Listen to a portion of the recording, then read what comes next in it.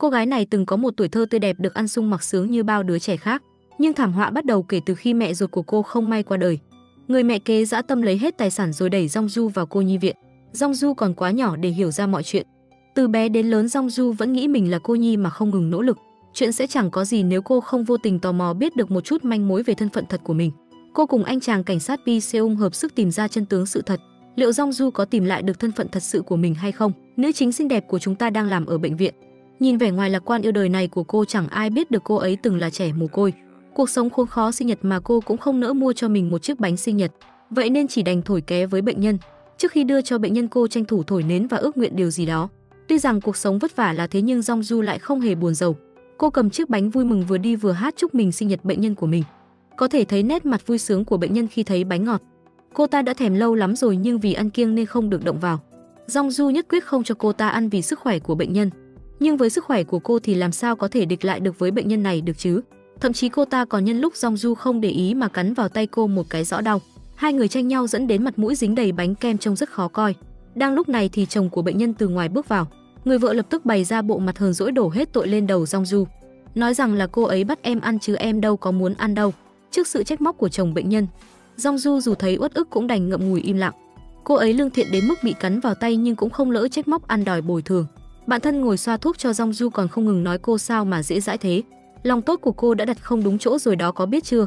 Nhưng mặt khác bạn thân nữ chính cũng không phải người tốt lành gì. Cả hai thuê chung nhà nhưng bạn thân vì hết tiền mà đã lấy tiền cọc trả tiền thuê. Cũng chính vì chuyện này mà hai người sắp bị chủ nhà cho ra ngoài đường rồi. Jongju tức giận đến vào đầu bứt tai. Bạn thân rủ Jongju đến quán hát kiếm thêm tí xiên. Nhưng nữ chính là con nhà lành không phù hợp làm mấy công việc như này. Không quen đi giày cao gót nên đã ngã sõng xoài xuống đất. Lúc này Jongju cảm thán đây đúng là sinh nhật tệ nhất đời cô. Bên này một cô gái xinh đẹp đang thả mình vào chiếc bồn tắm thơm ngát. Cô ấy tên là Bina, nhìn dáng vẻ này ai mà ngờ cô ta chính là kẻ đã ăn cắp thân phận thật của nữ chính. Lên kế hoạch cùng mẹ mình, bà ta đã cùng với con gái một tay dàn xếp chuyện này, đánh tráo số phận của Bina. Hiện giờ cô ta mang danh con lai Mỹ và Hàn là chuyên viên trang điểm hàng đầu Hàn Quốc. Bina thường xuyên xuất hiện trên sóng truyền hình. Trong buổi phát sóng khi bị hỏi đến tên cũ ở hàng của cô, Bina thoáng lúng túng lo sợ bị lộ thân phận. Nhưng vì đã đóng kịch suốt bao năm, cô ta nhanh chóng hóa giải được tình huống. Nói tên cũ không thích hợp lộ ra, mong mọi người chỉ đón nhận con người hiện tại của cô. Thành công né tránh câu hỏi nguy hiểm, khiến mẹ ở dưới trường quay cũng lộ ra dáng vẻ hài lòng. Mà số phận trái ngược của hai người càng lộ rõ. Khi Jongju và Bina cùng có mặt ở một quán rượu, lúc Bina đang vui vẻ uống rượu mừng sinh nhật cùng với người bạn trai tài phiệt giàu có, nữ chính ở bên này phải cùng bạn thân và một tên đàn ông giả gái, đội một bộ tóc giả màu vàng và trang phục lộng lẫy rất lố lăng trông y như biến thái. Cả ba phải nhảy nhót mua vui trên sân khấu. Không ngờ Jongju còn bị một gã khách nhìn trúng. Hắn bắt cô rót rượu và hứa sẽ cho nhiều tiền. Nhưng nữ chính bán nghệ không bán thân, cô đã lạnh lùng từ chối. Vậy nên chọc điên đến gã kia. Tên giả gái trong nhóm cô đã đứng ra giải vây rót rượu thay nữ chính. Gã ta cũng không chịu muốn làm ầm lên dọa đánh Jongju. Ai ngờ tên giả gái lại là cảnh sát nằm vùng mà đây cũng là nam chính của chúng ta. Anh tên là Pi Seung, vóc dáng khỏe mạnh, một mình cân hết cả đám vật. Chúng ngã xuống sàn lại tung cước đá gục hết mấy tay ở đó. Nhưng mấy tên cầm đầu đời nào chịu thua như thế cơ chứ? Hắn ta lập tức túm lấy Jongju làm con tin để dọa mọi người. Nếu như có ai dám đến gần sẽ không xong đâu. Sau đó hắn ta lôi nữ chính vào nhà vệ sinh. Nếu như ai đó dám ra tay, hắn ta sẽ không để cô gái này sống yên ổn đâu. Không ngờ lúc này Bina cũng đang ở đó. Lúc cô còn đang sợ hãi, điện thoại lại reo báo hại cô bị gã người xấu phát hiện, thô bạo lôi ra ngoài. Đây là lần đầu tiên hai người bị tráo đổi thân phận giáp mặt với nhau. Nhưng cả hai chưa ai biết rằng mọi chuyện thật sự là như thế nào.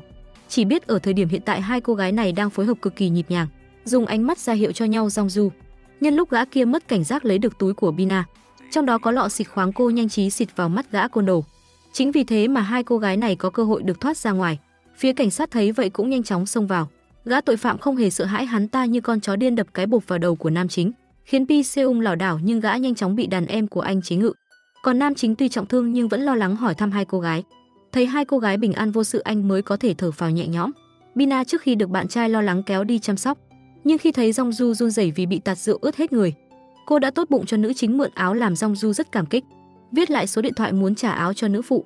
Bà Bina khi biết tên nữ chính ngây ngẩn cả người, phát hiện không ngờ cô gái trước mặt lại chính là người mình đánh cắp thân phận. Ông trời đúng là biết trêu người. Mặt khác ở bên này, sau chấn động, bạn trai Bina muốn quay lại việc chính. Hôm nay anh là muốn cầu hôn Bina, nói cả đời này sẽ yêu thương cô. Bina cho dù động lòng nhưng vẫn không quên dã tâm vào mục đích trèo cao của mình. Cố ý từ chối muốn anh phải giới thiệu cô với mẹ anh đã. Khi bạn trai đồng ý đưa cho Bina thư mời dự tiệc của tập đoàn nhà mình, Cô nở nụ cười mãn nguyện, thế nhưng bạn trai hiện giờ không biết. Bina còn từng có người yêu cũ, lại có với anh ta 2 đứa con. Nhưng vì anh ta nghèo khó, cô ta đã nhẫn tâm bỏ cả con và người yêu mà đi. Hiện giờ người bạn trai cũ ấy làm tài xế taxi chật vật kiếm tiền nuôi con. Trùng hợp thế nào nữ chính và bạn thân lại bắt đúng xe của anh ta, mà bạn thân vì túng quẫn lén lấy cắp tiền của gã người xấu ở quán rượu hòng chiếm đoạt. Chuyện này làm Dong Du tức điên lên, muốn trả tiền cho phía cảnh sát vì đây là tiền phạm pháp. Hai cô gái xảy ra tranh chấp giành giật nhau, cuối cùng lại để quên trên xe của người tài xế này. Có lẽ đây chính là duyên phận sắp đặt để hai cô phải gặp lại anh ta. Ở bên này, Bina trở về nhà và kể với mẹ chuyện gặp được Dong Du. Người bị cả hai tráo thân phận khiến mẹ cô cũng sửng sốt, gây ra vì bất an. Mà cùng lúc đó, khi nữ chính cũng tâm sự với bạn thân về chuyện cô đã tiết lộ với Bina về tên của mình, thì đột nhiên nét mặt của Bina đã biến sắc. Vì vậy cô nghi ngờ Bina biết gì đó về thân phận của mình. Cô rất muốn gặp lại Bina lần nữa. Ít ai biết vào nhiều năm trước khi Dong Du và Bina còn bé đã từng chơi đùa cùng nhau, nhưng vì bản thân đã đánh cắp thân phận của nữ chính, hôm nay lại gặp lại cô, Bina vẫn luôn ám ảnh đến mức mơ thấy ác mộng, dằn vặt trong quá khứ không thoát ra được. Mẹ cô ta phải trấn an, bắt Bina quên hết đi, chỉ tập trung vào hiện tại. Còn bà thay mặt con gái đến gặp Dong Du để nhận áo nữ chính trả. Bà muốn xác nhận xem Dong Du có đúng là cô bé năm xưa không. Nếu nữ chính nhận ra bà thì bà ta sẽ ra tay thủ tiêu cô, đẩy Dong Du xuống vách đá để tránh mọi việc vỡ lở. Quả là một người tâm địa độc ác. Nhưng may mắn là nữ chính không nhận ra người mẹ trong quá khứ của mình. Dong Du chỉ đơn thuần thấy dường như Bina biết gì về cô nên nữ chính tò mò muốn hỏi thêm. Nhưng mẹ Bina đã lạnh lùng chặn lại. Bà ta khuyên Dong Du rằng nếu một người mẹ đã bỏ rơi con mình ắt hẳn là có lý do, nên cô đừng phí công tìm hiểu nữa. Ngoài mặt thì là khuyên nhủ, nhưng thực chất bà ta đã biết rõ nữ chính là cô bé ngày xưa bà bỏ rơi, vì không muốn Dong Du xuất hiện đòi lại thân phận, phá hỏng kế hoạch bao năm của bà và Bina. Vì vậy tự trấn an bản thân rằng bà ta và Dong Du là kẻ thù chứ không phải mẹ con, đồng thời lừa cả Bina nữ chính không phải cô bé năm xưa, để con gái yên tâm, mong chuyện này sớm kết thúc. Về phần nam chính, sau vụ ẩu đả ngày hôm qua, Pi Seung phải nhập viện. Anh để bản thân bị thương nặng khiến bà nội anh rất tức giận. Vì lo lắng nên liên tục trách móc bắt nam chính vào bệnh viện. Trùng hợp thế nào điều dưỡng chăm sóc cho anh lại chính là nữ chính. Hai người nhận ngay ra nhau, thầm cảm thấy đúng là có duyên. Vì hôm qua anh đã cứu mình nên cô rất vui vẻ chăm sóc cho nam chính. Nhưng mặt khác, Dong Du nghe được Pi Seung đang điều tra chuyện túi tiền hôm qua bị mất. Hiện giờ cảnh sát đang kiểm tra lại camera an ninh thì hoảng cả lên. Vì túi tiền do bạn thân cô lấy đi hiện giờ lại còn bị tài xế taxi cầm. Nữ chính có tật giật mình, lo lắng run rẩy đến đánh rơi điện thoại trên tay. Điều này cũng làm nam chính sinh nghi. Và sau khi xem lại băng ghi hình Pi Seung đã xác nhận chính là Dong Du và bạn thân lấy tiền đi. Anh vội cho người vây bắt bạn thân nữ chính vì tội chiếm đoạt tài sản. Cô ta đang định lén trốn đi nhưng không kịp nữa rồi. Còn về phần Dong Du, cô đang vội vã tìm đến người tài xế hôm qua để lấy lại tiền trả cho cảnh sát, hy vọng làm thế có thể thoát tội. Thế nhưng khi đến địa điểm hẹn trước, nữ chính lại tình cờ trông thấy Bina cũng đang ở đây. Bởi vì chỗ Dong Du đang có mặt là sự kiện của một tập đoàn lớn, làm về mảng chăm sóc sắc đẹp, cũng chính là công ty nhà bạn trai Bina. Hôm nay Bina tới đây là vì muốn bạn trai giới thiệu cô với mẹ của anh ta, chính là chủ tịch tập đoàn lớn này, hòng một bước lên mây, nâng cao địa vị của cô ta trong giới để bước chân vào giới tài phiệt. Mà tài xế taxi Dong Du cần gặp kia vì nhìn thấy khuôn mặt Bina giống với người yêu cũ mình, cũng là mẹ của con anh. Lơ mơ nhận ra người quen nên mới bước vào trong trung tâm sự kiện này. Trong lúc bạn trai của Bina là giám đốc tập đoàn đang phát biểu, người tài xế cuối cùng cũng tìm thấy người vợ cũ, túm lấy Bina chất vấn cô là mẹ của con anh đúng không? Cho dù bao nhiêu năm qua anh cũng không thể quên được. Gây ra một mớ hỗn loạn khiến cho tất cả mọi người chú ý. Bina cực kỳ hốt hoảng, cô lo lắng đến run rẩy, sợ rằng quá khứ dơ bẩn sẽ bị lộ tẩy ra trước mặt bạn trai. Vì vậy cố ý nói rằng người đàn ông này chỉ là người hâm mộ của mình. Mà người tài xế thấy thái độ tuyệt tình của Bina như bị tước hết hy vọng và đau khổ, nói với mọi người đúng là mình chỉ hâm mộ cô thôi, rồi anh đã lặng lẽ rời đi. Bina chưa thở phào được bao lâu, bạn trai hiện tại muốn giới thiệu cô với mẹ. Nhưng bà chủ tịch Kim vừa thấy Bina đã nhận ra vẻ thấp kém của cô ẩn sau khuôn mặt xinh đẹp kia. Vì vậy khinh miệt Bina ra mặt, cho dù người yêu của con trai cố ý làm thân tâng bốc bà hết lời. Nhưng chủ tịch Kim lại cố ý bắt bẻ từng lời, rồi chỉ lạnh lùng ẩn ý dặn con trai phải biết chọn đối tượng, không chỉ dựa vào vẻ bề ngoài mà còn cần biết bản chất bên trong. Sau đó bà còn cố ý phá hỏng kế hoạch cầu hôn Bina của con trai ở trước mặt khách dự tiệc, biến quà tặng con trai định dành tặng cho bạn gái thành quà cho lễ kỷ niệm của mình, bắt con trai đeo chiếc nhẫn anh định tặng Bina cho bà. Chứng kiến tất cả những chuyện này, Bina cảm thấy cả đời mình chưa bao giờ nhục nhã đến thế. Lại thêm bạn trai cứ ngây ra chỉ biết nghe theo lời mẹ, cô tức giận bỏ ra ngoài. Người yêu bám theo thì bị cô cho một phát tát vào mặt, nói cô đã đợi anh 3 năm nhưng không có sự công nhận nào, khiến bản thân cảm thấy rất lãng phí và uất ức, nói xong liền bỏ đi. Người tài xế taxi nhìn thấy Bina chạy ra lại muốn nói chuyện với cô, trách móc tại sao lại nỡ bỏ rơi đứa con trai của mình, để nó lớn lên trong nghèo khó không biết mẹ mình là ai. Mà Bina lúc này đã phát điên rồi, cô gào lên tôi không xứng làm một người mẹ, vì vậy mong anh ta hãy quên tôi đi và để cho tôi yên, đừng bám theo tôi nữa. Bina kích động đẩy ngã người tài xế taxi rồi chạy đi băng ngang qua đường. Chỉ không ngờ được là lúc anh ta chạy theo cô, lại bị chiếc xe của bạn trai Bina tông trúng hất văng rồi ngã lăn ra đường. Sự việc càng trở nên hỗn loạn hơn khi nam chính đang chở nữ chính trên chiếc xe ở ngay phía sau. Đã đi gần đến đoạn đường xảy ra tai nạn này, Bina run rẩy quay người lại, chỉ kịp thấy anh ta đứng dậy vươn tay về phía cô nhưng ngay lập tức gục xuống. Mà khoảnh khắc thấy bạn trai bước ra từ chiếc xe gây tai nạn, Bina dường như sụp đổ. Bạn trai hiện tại đâm trúng người yêu cũ ngay trước mắt. Đúng là chuyện máu chó nhất xảy ra trên đời này. Bạn trai Bina là Junki nhìn thấy người bị mình đâm trúng thì hoảng sợ tột độ. Đúng lúc xe của nam chính đi tới, Bina và Junki quyết định giấu người tài xế đi trước, lại làm bộ rằng cả hai đang dừng xe đứng hôn nhau giữa đường. Nhưng không ngờ tới là nữ chính ngồi trên xe. Pi Seung nhận ra Bina, liền muốn nam chính dừng xe xuống chào hỏi. Bina thấy Jongju thì càng mệt mỏi, nhưng chuyện cấp bách bây giờ là giúp bạn trai che đi vết máu trên xe. Bina ngoài mặt vẫn nói chuyện bình thường nhưng vẻ chột dạ của cặp đôi này không thể giấu được. May mắn nữ chính chỉ một lòng niềm nở nói rằng cô và Bina quả là có duyên mà không nghi ngờ gì khác. Sau đó bị Pi Seung mất kiên nhẫn kéo đi khiến Bina tạm thời thở phào nhẹ nhõm. Tuy rằng với con mắt cảnh sát, nam chính nhận ra điểm khác thường, mà Jongju cũng ý thức được Bina hơi lạ, nhưng hiện giờ cả hai chỉ muốn nhanh chóng tìm ra túi tiền, nên Pi Seung cũng không để tâm chuyện khác nữa. Về phần Bina, lúc này cô ta gần như phát điên về chuyện xảy ra. Junki lại càng sợ sệt hơn. Anh muốn tự thú nhưng khi nghe Bina nói anh ta uống rượu lái xe quá tốc độ lại đâm trúng người chắc chắn sẽ vào tù. Mà xét thân phận của anh, danh tiếng tập đoàn gia đình sẽ bị ảnh hưởng. Chủ tịch Kim sẽ không tha thứ cho anh, có khi còn vì tập đoàn mà loại bỏ cả đứa con trai này. Junki vốn nhu nhược chỉ biết nghe lời mẹ, bây giờ nghe Bina phân tích càng run rẩy đến phát khóc. Không biết nên làm thế nào, lại một lần nữa tỏ rõ sự vô dụng, chỉ biết răm rắp nghe theo lời Bina. Phối hợp cùng cô giấu xác người tài xế đi đem bỏ ở một ngôi nhà hoang. Xong việc cả hai ngồi đờ đẫn không thể tin được mình vừa tiễn một người lên đường bỏ tại đây. Mà Bina trấn an nói hãy quên đi, bây giờ cả hai đã là đồng phạm rồi. Ngoài mặt Bina nói cô làm vậy vì yêu bạn trai, nhưng trong lòng cũng biết bí mật của cô sẽ chôn vùi theo người tài xế. Lúc này bên phía hai đứa con của Bina và người tài xế, hai đứa trẻ háo hức chờ bố về nhưng không ngờ người tới lại là hai cô chú xa lạ.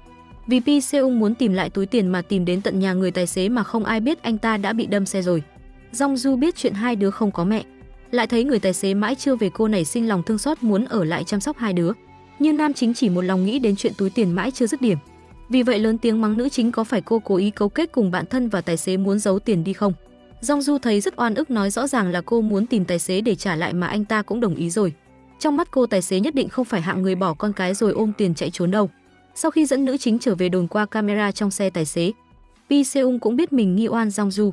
Cô không lấy trộm nhưng người tài xế vẫn không thấy đâu, vụ án rơi vào bế tắc. Mà lúc này Junki trở về nhà bộ dạng lấm lét và chột dạ sau khi phạm tội bị bố anh phát hiện. Ông ta cũng nhìn thấy máu trên xe, anh lại càng nghi ngờ. Đúng lúc đó chủ tịch Kim cũng vào phòng. Người có tật thì ắt giật mình, anh ta đã bị bà Kim phát hiện ra vết máu ở trên áo. Bà hốt hoảng đến sững sờ, nhất quyết muốn làm cho rõ chuyện này. Vì chuyện con trai muốn kết hôn với Bina cộng thêm bệnh tình của mình ngày càng nặng, chủ tịch Kim thấy mắt mình ngày càng mờ, bà đã đủ lo lắng phát điên rồi. Không ngờ con trai còn gây tai nạn xe. Bà Kim không tin lời khai của con trai rằng anh chỉ đâm phải động vật, liền cho người điều tra quyết tâm không để bất kỳ chuyện gì ảnh hưởng đến tập đoàn mà bà đã dày công phát triển bao năm. Mặt khác, về phần nam chính, Pi Seung theo Jongju trở lại bệnh viện. Vì sợ bà lo lắng trách mắng anh lại trốn việc đi làm. May thay có nữ chính đứng về phía anh bao che cho nam chính. Nhưng vì vết thương lại chảy máu, Pi Seung nằm lại viện. Đêm hôm đó Jongju ở bên cạnh chăm sóc anh, nhưng cô cứ nghĩ mãi về hai đứa con của người tài xế. Vì nữ chính đồng cảm lại thương hai đứa trẻ, chúng cũng bị mẹ bỏ rơi như cô. Jongju đem chuyện này tâm sự với Pi Seung, nói rằng thấy anh rất may mắn vì nam chính có bà yêu thương. Ai ngờ Pi Seung lại kể ra anh cũng là trẻ mồ côi vì ba mẹ mất hết do tai nạn, nên bà mới thương hại chăm sóc anh. Biết được bí mật này, nữ chính lại thấy thương cảm cho người đàn ông đối diện đến bật khóc. Nam chính kinh ngạc hết sức đứng trước sự lương thiện có phần khó hiểu này của Jongju, lại làm Pi Seung cảm thấy hơi buồn cười. Rõ ràng bản thân nữ chính rất đáng thương nhưng cô lại luôn thương cảm cho người khác trước khi nghĩ đến mình. Cùng lúc này Bina trở về nhà khi bị mẹ cô trách móc vì tắt liên lạc. Bina vội kéo mẹ đi cùng mình và khai thật với mẹ chuyện xảy ra. Và cô đã cố tình để bạn trai tưởng người tài xế đã qua đời, để anh ta phải thấy biết ơn cô. Đồng thời cô sẽ dùng chuyện này để uy hiếp chủ tịch Kim, bắt bà chấp nhận chuyện Bina và bạn trai kết hôn. Nhưng thật ra anh tài xế vẫn còn sống, hai mẹ con lo liệu cho anh ta nhập viện. Tưởng rằng như vậy là ổn thỏa, nhưng Bina cầm được điện thoại của người tài xế thì lại trông thấy ảnh con trai mình, nghe thấy con trai muốn gọi điện cho bố. Vào giây phút ấy, trái tim của người làm mẹ như cô run rẩy. Cho dù dã tâm lớn đến đâu thì cô ta vẫn luôn bị giày vò vì đây là đứa con trai cô đứt ruột đẻ ra. Hóa ra cô vẫn không nhẫn tâm bỏ mặc nó. Bina vì chuyện này mà cãi nhau với mẹ cô, trách bà máu lạnh khiến mẹ cô điên lên. Bởi bà đã vì con đường phát triển của Bina mà làm bao chuyện ác. Bà ta tức giận kéo con gái đến nhà người tài xế rồi nói: nếu con muốn chịu trách nhiệm vậy thì đến đấy mà chịu đi. Giây phút nhìn thấy mặt con trai, Bina thoáng chốc ngơ ngẩn cả người. Đứng trước người con trai mình đã bỏ rơi. Nhìn thấy đứa trẻ nay đã lớn, Bina không kìm được lòng mình hỏi thằng bé tên con là gì. Mà dường như cậu bé cũng nhận ra điểm khác lạ, đột ngột lên tiếng hỏi cô là mẹ của con sao. Đối diện với sự chất vấn đột ngột này, tuy rằng một phần trong lòng Bina rất dằn vặt muốn thừa nhận sự thật, nhưng khi nhìn lại trang phục của đứa trẻ cùng với gia cảnh nghèo đói của ngôi nhà kia, Bina nhớ lại lý do vì sao mà ban đầu cô bỏ đi theo người yêu cũ, nhưng rồi lại trở về tìm mẹ bởi vì không thể chịu đựng cảnh nghèo khổ nữa. Vì vậy Bina tuyệt tình phủ nhận với đứa bé cô không phải là mẹ con, lại nói thằng bé phải cố gắng phấn đấu để trả thù người mẹ đã bỏ rơi nó, sau đó liền rời đi, hứa với mẹ rằng sẽ không bao giờ trở lại đây nữa. Nhận thấy Bina vẫn còn cắn rứt, mẹ lần nữa nhắc nhở cô rằng cố gắng không thể thay đổi được thực tế nghèo khổ mà phải dùng thủ đoạn. Bây giờ Bina phải bám lấy Junki giàu có thì mới có cơ hội đổi đời, bắt cô phải quay lại mục tiêu chính của hai người. Sau khi Bina và mẹ bỏ đi, Jongju lại tìm đến nhà của người tài xế, vì cô lo lắng cho hai đứa trẻ với bản tính lương thiện và nghề nghiệp điều dưỡng. Nữ chính chăm sóc cho đứa em nhỏ, dỗ nó uống thuốc cho khỏi bệnh, mà hai đứa trẻ cũng rất yêu quý Jongju, cả ba cùng nhau nô đùa vui vẻ. Đúng lúc này cậu bé lớn lại nhận được tin nhắn do phía Bina cố tình giả danh anh tài xế gửi đến, nói anh ta đã rời thành phố, mong các con đừng báo cảnh sát. Jongju vội vàng đem tin nhắn cho Pi Seung xem, khiến nam chính càng khẳng định người tài xế đã ôm tiền bỏ trốn. Vì vậy phía cảnh sát đồng ý thả bạn thân nữ chính ra, nhưng không ai ngờ được là người tài xế mọi người đang tìm kiếm hiện giờ đang nằm trong bệnh viện và chỉ vừa mới tỉnh lại sau phẫu thuật. Mẹ Bina muốn gặp riêng anh. Khi nhận ra người tài xế vẫn nhớ chuyện xảy ra đêm hôm đó, còn phẫn nộ nói rằng anh nhất định sẽ không tha cho Bina vì cô đã khiến anh gặp tai nạn xe, khiến mẹ Bina hoảng hốt, tâm địa độc ác trỗi dậy. Bà ta đã rút máy thở của người tài xế, khiến anh ta lâm vào nguy kịch. May mắn nhờ các bác sĩ chạy đến kịp thời mới cứu được, nhưng vẻ mặt của bà ta không hề yên tâm. Chắc chắn người tài xế này là cái gai trong mắt bà ta, sớm muộn gì cũng gặp nguy hiểm. Cùng lúc đó ở bên này Junki vẫn như ngồi trên đống lửa, chỉ sợ vụ mình lái xe đâm trúng người bị lộ ra. Mà lúc này cảnh sát lại tìm đến tòa nhà tổ chức sự kiện để điều tra việc người tài xế mất tích. Junki nghe được chuyện đó đã có tật giật mình nên sợ đến rụng rời chân tay, nhưng vẫn không dám nói thật với mẹ. Mà bố Junki muốn che giấu cho con trai nên cố ý tông vào xe tải để xe ô tô hỏng hết, coi như phi tang hết tất cả chứng cứ. Tuy vậy nhưng Junki vẫn không yên tâm nổi, tìm đến Bina, anh muốn bạn gái cùng đi trốn với mình hòng né tránh tội lỗi. Nhưng Bina sao có thể đồng ý được, kế hoạch trèo cao của cô ta còn chưa thành công. Vì vậy lại diễn một màn tình cảm nói rằng Bina rất yêu anh, cô sẽ lo liệu tất cả. Junki chỉ cần nghe theo lời của cô thôi rồi mọi chuyện sẽ không sao cả. Về bên phía nam chính, vì phải điều tra tiếp vụ người tài xế, Pi Seung đến lục soát nhà của anh lái xe, vô tình tìm ra bức ảnh vẽ một người phụ nữ lạ mặt, nghi ngờ có liên quan đến vụ việc anh đưa cho Jongju xem. Nữ chính thấy rất quen mà lại không nhận ra người trong ảnh chính là Bina, cũng là mẹ của hai đứa trẻ trước mặt cô. Nhưng mấu chốt quan trọng đó giờ phút này Jongju lại không nhìn ra được, cô chỉ có thể kể với Pi Seung. Vào đêm hôm xảy ra chuyện, người tài xế đã tìm thấy người vợ bỏ trốn của mình ở bữa tiệc của tập đoàn nhà phu nhân Kim. Từ đó hai người suy đoán ra người phụ nữ bí ẩn này hẳn là một phóng viên hoặc người nổi tiếng mới có mặt ở đó. Manh mối tạm thời bị kẹt ở điểm này. Pi Seung cũng không nỡ để hai đứa trẻ ở một mình. Anh dẫn nữ chính và hai đứa bé về quán gà của bà mình. Mọi người vừa ăn vừa trò chuyện vui vẻ, không khí giống như gia đình, làm cho đứa trẻ bị bỏ rơi như Jongju cảm thấy vô cùng xúc động, bỏ ra ngoài lén khóc một mình. Nam chính vừa hay bắt gặp cảnh này, anh thấy đúng là hết cách với cô gái mít ướt này, cảm thấy Jongju đúng là kỳ lạ. Nhưng bây giờ chuyện quan trọng hơn là cô phải nhớ ra người phụ nữ trong bức tranh là ai. Đúng lúc này cấp dưới của Pi Seung tìm đến và đưa anh xem đoạn ghi hình hôm qua. Nhìn thấy khuôn mặt Bina, đầu Jongju chợt nảy số, nhưng nam chính lại gạt đi, nói rằng Bina là con lai Hàn Mỹ, không thể quen biết với anh tài xế được. Trong lúc nữ chính còn đang phân vân không chắc con trai của người lái xe lại thấy Bina trên TV. Thằng bé chỉ mặt cô gái này rồi nói cô ấy đã đến trước cửa nhà con. Đến giây phút này Jongju mới sơ chuỗi lại hết tất cả những chuyện xảy ra từ đầu tới giờ, từ sự sững sờ của Bina khi nghe tên cô và câu chuyện của người tài xế, đến biểu cảm khó xử của Bina đêm xảy ra chuyện. Nữ chính đã nhìn thấu được tất cả sự thật. Chắc chắn Bina là người trong tranh vẽ, cô ta chính là vợ của anh lái xe thuê. Jongju bắt Pi Seung chở mình đến tìm Bina. Cô ta lúc này đang ở cùng bạn trai vì để che giấu vụ tai nạn. Bina và mẹ cất công tìm bằng chứng ngoại phạm cho anh. Mẹ cô còn lục tìm trong túi rác và thấy được một chiếc vé xem phim, để Bina trong buổi phát trực tiếp công khai trước tất cả khán giả rằng tối hôm qua cô và bạn trai đã cùng xem phim, tưởng rằng đã tạo ra chứng cứ ngoại phạm hoàn hảo. Không ngờ lúc này Jongju lại tìm đến nơi, vừa xuống xe nữ chính đã thẳng thắn vào vấn đề. Ở trước mặt cả nam chính và bạn trai, Bina gọi cô ta bằng cái tên của mình, hỏi Bina rằng có phải Jongju mới là tên thật của cô ta hay không. Thân phận của hai người thật ra đã bị tráo đổi. Đứng trước lời chất vấn của Jongju, Bina ngây người ra lo sợ, nhất thời không biết làm gì, chỉ đành trốn vào một góc và gọi điện thoại cầu cứu mẹ. Cảnh sát đã biết thân phận thật của con rồi và đang tra hỏi con, nhưng mẹ Bina lại nói không sao, cứ khai hết với phía cảnh sát đi, còn bà ta sẽ lo liệu tất cả mọi thứ. Bởi vì ở bệnh viện lúc này người tài xế tuy tỉnh lại nhưng đã mất trí nhớ, Cho dù mẹ Bina có hỏi anh ta là ai, anh có nhớ bà không, anh tài xế vẫn cứ ngơ ngẩn không phản ứng. Mặt khác lại vô thức ngồi vẽ rất nhiều bức tranh chân dung của Bina. Có lẽ là vì thời điểm trước khi mất trí anh ta vẫn luôn day dứt trong lòng về người yêu cũ. Điều này khiến mẹ Bina cực kỳ phẫn nộ. Nhân lúc anh tài xế cả người ngơ ngơ mà nhức móc nói anh ta hãy tha cho con gái bà đi. Tuy nhiên trong cái rủi có cái may, đống tranh vẽ này của người tài xế lại trở thành phao cứu sinh của Bina. Trong lúc này Pi Seung và Jongju đại diện cho phía cảnh sát thẩm vấn Bina. Cô ta không dám nói dối, cảnh sát thừa nhận mình có quen biết người tài xế, cũng thừa nhận mình từng đến nhà anh ta gặp con trai của anh. Điều này khiến nữ chính xoắn xít cả lên. Vì Jongju thấy mình đã đoán đúng, cô rất phẫn nộ vì Bina dám bỏ rơi các con của mình. Nhưng vào khoảnh khắc mấu chốt khi nam chính lại hỏi, rốt cuộc Bina có phải vợ cũ của anh tài xế và mẹ của đứa trẻ kia không?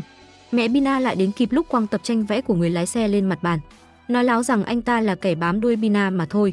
Bọn họ đã cảnh cáo bao nhiêu lần cũng không chừa. Thành công lật ngược lại thế cờ, Pi Seung thấy mọi chuyện lại rối lên, mãi chẳng đi đến đâu cả nên tức giận kéo Jongju đi. Mắt thấy cảnh sát rời đi, Bina liền thở phào nhẹ nhõm thoát được một kiếp nạn. Mà dường như tình huống bất lợi lần này lại còn giúp ích cho cô ta. Jun Ki vì thấy bạn gái quá đáng thương càng động lòng hơn nữa, nắm chặt tay Bina nói anh sẽ xin mẹ kết hôn với em. Đạt được mục đích của mình, cả hai mẹ con Bina đều nở nụ cười đắc thắng. Cùng lúc này ở bên nhà Jun Ki, chủ tịch Kim vẫn luôn lạnh nhạt với chồng. Tuy rằng chồng bà luôn cố sức kéo gần khoảng cách, nhưng bà Kim không thể quên được năm xưa lúc khó khăn nhất ông ta lại ngoại tình sau lưng bà. Hơn nữa đến giờ chủ tịch Kim vẫn không biết nhân tình của ông ta là ai. Bà chỉ có một bức ảnh chụp mờ mờ rút ra chất vấn chồng, mà đâu biết rằng nhân tình ấy chính là người thư ký bên cạnh mà bà Kim hết lòng tin tưởng. Trong lúc bố mẹ đang cãi nhau, Jun Ki lại xông vào, anh muốn nói chuyện xin cưới Bina. Mà lần này cho dù chủ tịch Kim vẫn nhất quyết phản đối, anh đã quyết tâm tuyên bố cho dù phải trái ý mẹ, anh cũng phải lấy được Bina, làm bà Kim sốc đến trợn mắt. Vì con trai lần đầu dám cãi lời mình, quay trở lại với nam chính. Pi Seung bực tức vì manh mối lại đứt đoạn, mà Jongju ở bên cạnh cứ làm nhảm rằng Bina chính là mẹ hai đứa trẻ. Nhưng bây giờ bằng chứng không có, anh lại chỉ một lòng muốn tìm ra người tài xế và túi tiền, hoàn toàn không quan tâm đến hai đứa bé.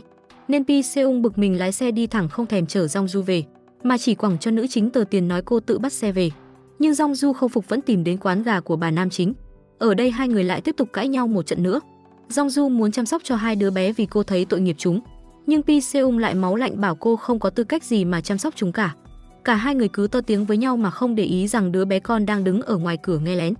Pi Seung lạnh lùng bảo Jongju không cần phải lo cho hai đứa nhóc. Anh tài xế phải đi tù thì hai đứa bé sẽ được đưa tới cô nhi viện. Những lời này với người lớn nghe đã đau lòng, với một đứa trẻ con thì càng như sét đánh ngang tai. Cậu bé con đau lòng chạy đi bật khóc đến đáng thương, trong lòng không thể tin rằng bố mình là kẻ phạm tội, mà bản thân cậu bé cũng không muốn em gái và mình phải bị đưa vào cô nhi viện. Thân là một người anh trai, cậu rất lo lắng và yêu thương em gái nhỏ của mình. Vì vậy đêm hôm đó khi trở về nhà, cậu liền nghĩ ra một ý. Sáng hôm sau khi cảnh sát tìm đến nhà, hai đứa trẻ đã đem hết tiền tiết kiệm rồi biến mất không rõ tung tích. Pi Seung mất kiên nhẫn bực dọc nói rằng bảo sao anh rất ghét đám trẻ con, sợ rằng chúng nó đi mất thì vụ án coi như xong. Đúng lúc này Jongju cũng tìm đến, tuy rằng nam chính vừa thấy cô đã thấy chướng mắt, nhưng nữ chính lại được việc Jongju vừa thấy tình hình đã nhận ngay ra. Hai đứa trẻ muốn đi tìm mẹ của cô em gái. Bina chỉ là mẹ của đứa bé trai mà thôi, cô em gái nhỏ vẫn còn một người mẹ khác. Quả đúng là như vậy, hai đứa nhóc bé tí một mình ngồi xe buýt đường dài. Cậu bé trai một lòng muốn tìm mẹ cho em vì không muốn em gái phải thành trẻ mồ côi.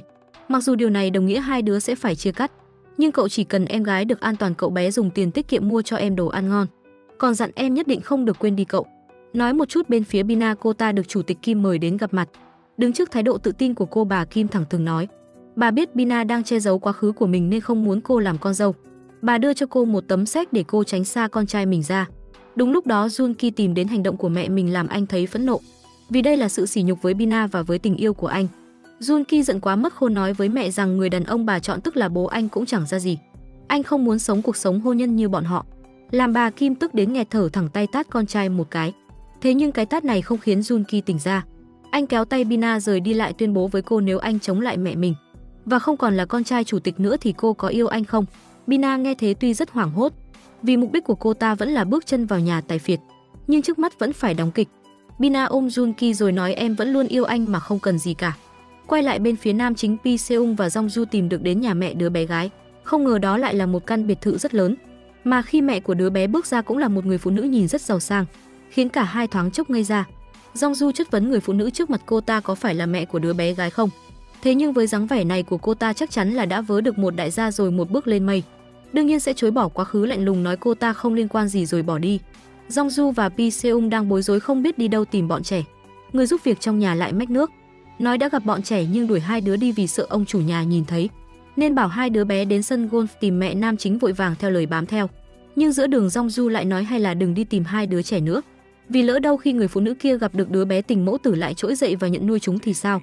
Nhưng Pi Seung thẳng thừng gạt đi, anh nói không phải ai cũng xứng làm mẹ, giống như mẹ Jong Du cũng bỏ rơi cô vậy. Đụng đến nỗi đau của nữ chính làm cô nổi cáu lên, mà nam chính cũng thấy bản thân quá đáng nên cúi đầu im lặng.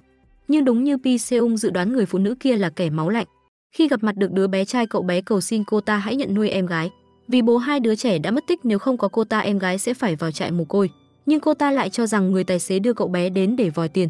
Cô tống cho cậu bé ít tiền muốn đuổi cậu đi lập tức. Hành động này khiến Jong Du và Pi Seung không nhịn nổi nữa, mà đứa bé gái thấy mẹ hắt hủi mình. Tuy rằng có những chuyện không hiểu được nhưng vẫn tủi thân òa khóc đến đáng thương. Hết cách, nam chính đành đưa hai đứa trẻ về lại nhà. Jong Du khăng khăng muốn ở lại chăm sóc chúng, cho dù Pi Seung rất cương quyết cũng hành xử thô lỗ kéo cô đi. Nhưng nữ chính vẫn lén anh chốt cửa phòng rồi ở lì lại với bọn trẻ. Mà Jong Du cũng nhận ra tuy Pi Seung ngoài miệng cứng rắn, nhưng trong lòng vẫn quan tâm bọn trẻ, để lại tiền cho cô chăm chúng. Anh vẫn là người rất tốt bụng.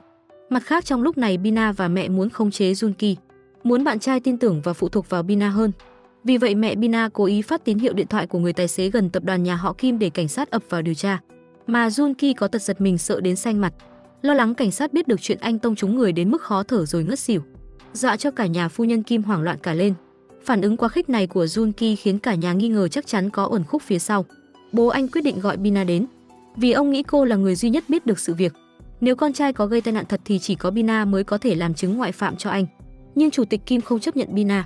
Bà thẳng thừng nói nếu con trai phạm tội thì phải chịu trách nhiệm. Sáng hôm sau, bà Kim gọi con trai đến nhắc nhở con phải sống đúng lẽ phải, không được gian dối, và dò hỏi lần cuối anh có chuyện gì giấu bà không.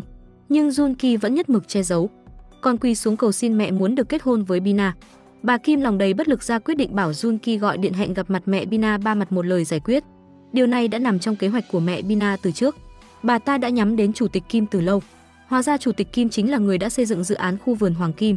Đó là nơi vụ tai nạn xe thảm khốc xảy ra, nơi bà ta đâm trúng người khi chở Bina và Jong Du.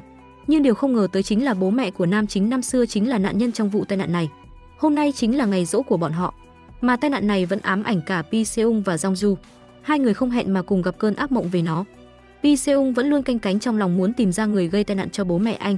Mỗi năm đến ngày này đều đau khổ điên cuồng lao đầu vào tập luyện cho quên nỗi buồn. Mặt khác, tuy Jong Du cũng rất ám ảnh, nhưng vì ở cùng với hai đứa trẻ thấy tâm trạng của cô không vui, đứa bé còn tặng kẹo cho nữ chính, khiến Jong Du vui vẻ lên một chút. Sau đó lại ra sân giặt đồ và chơi đùa với bọn trẻ. Đúng lúc này nam chính tìm đến thấy cô vất vả giặt đồ.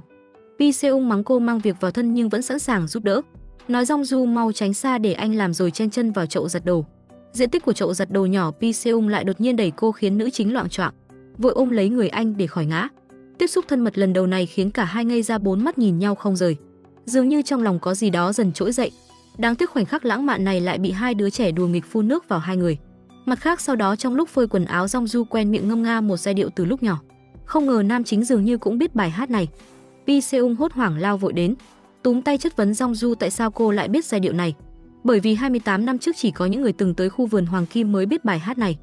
Pi Seung tiết lộ với Jong Du rằng nếu cô không có mặt ở lễ hội năm đó thì không thể biết ca khúc này, vì đây chính là bài hát do bố anh phổ nhạc, làm bài hát chủ đề cho lễ hội ở khu vườn Hoàng Kim. Nhưng nữ chính lại không thể nhớ ra chút gì về việc sao cô biết giai điệu này. Pi Seung cũng không thể hỏi gì thêm. Jong Du lại tò mò hỏi thăm về bố anh.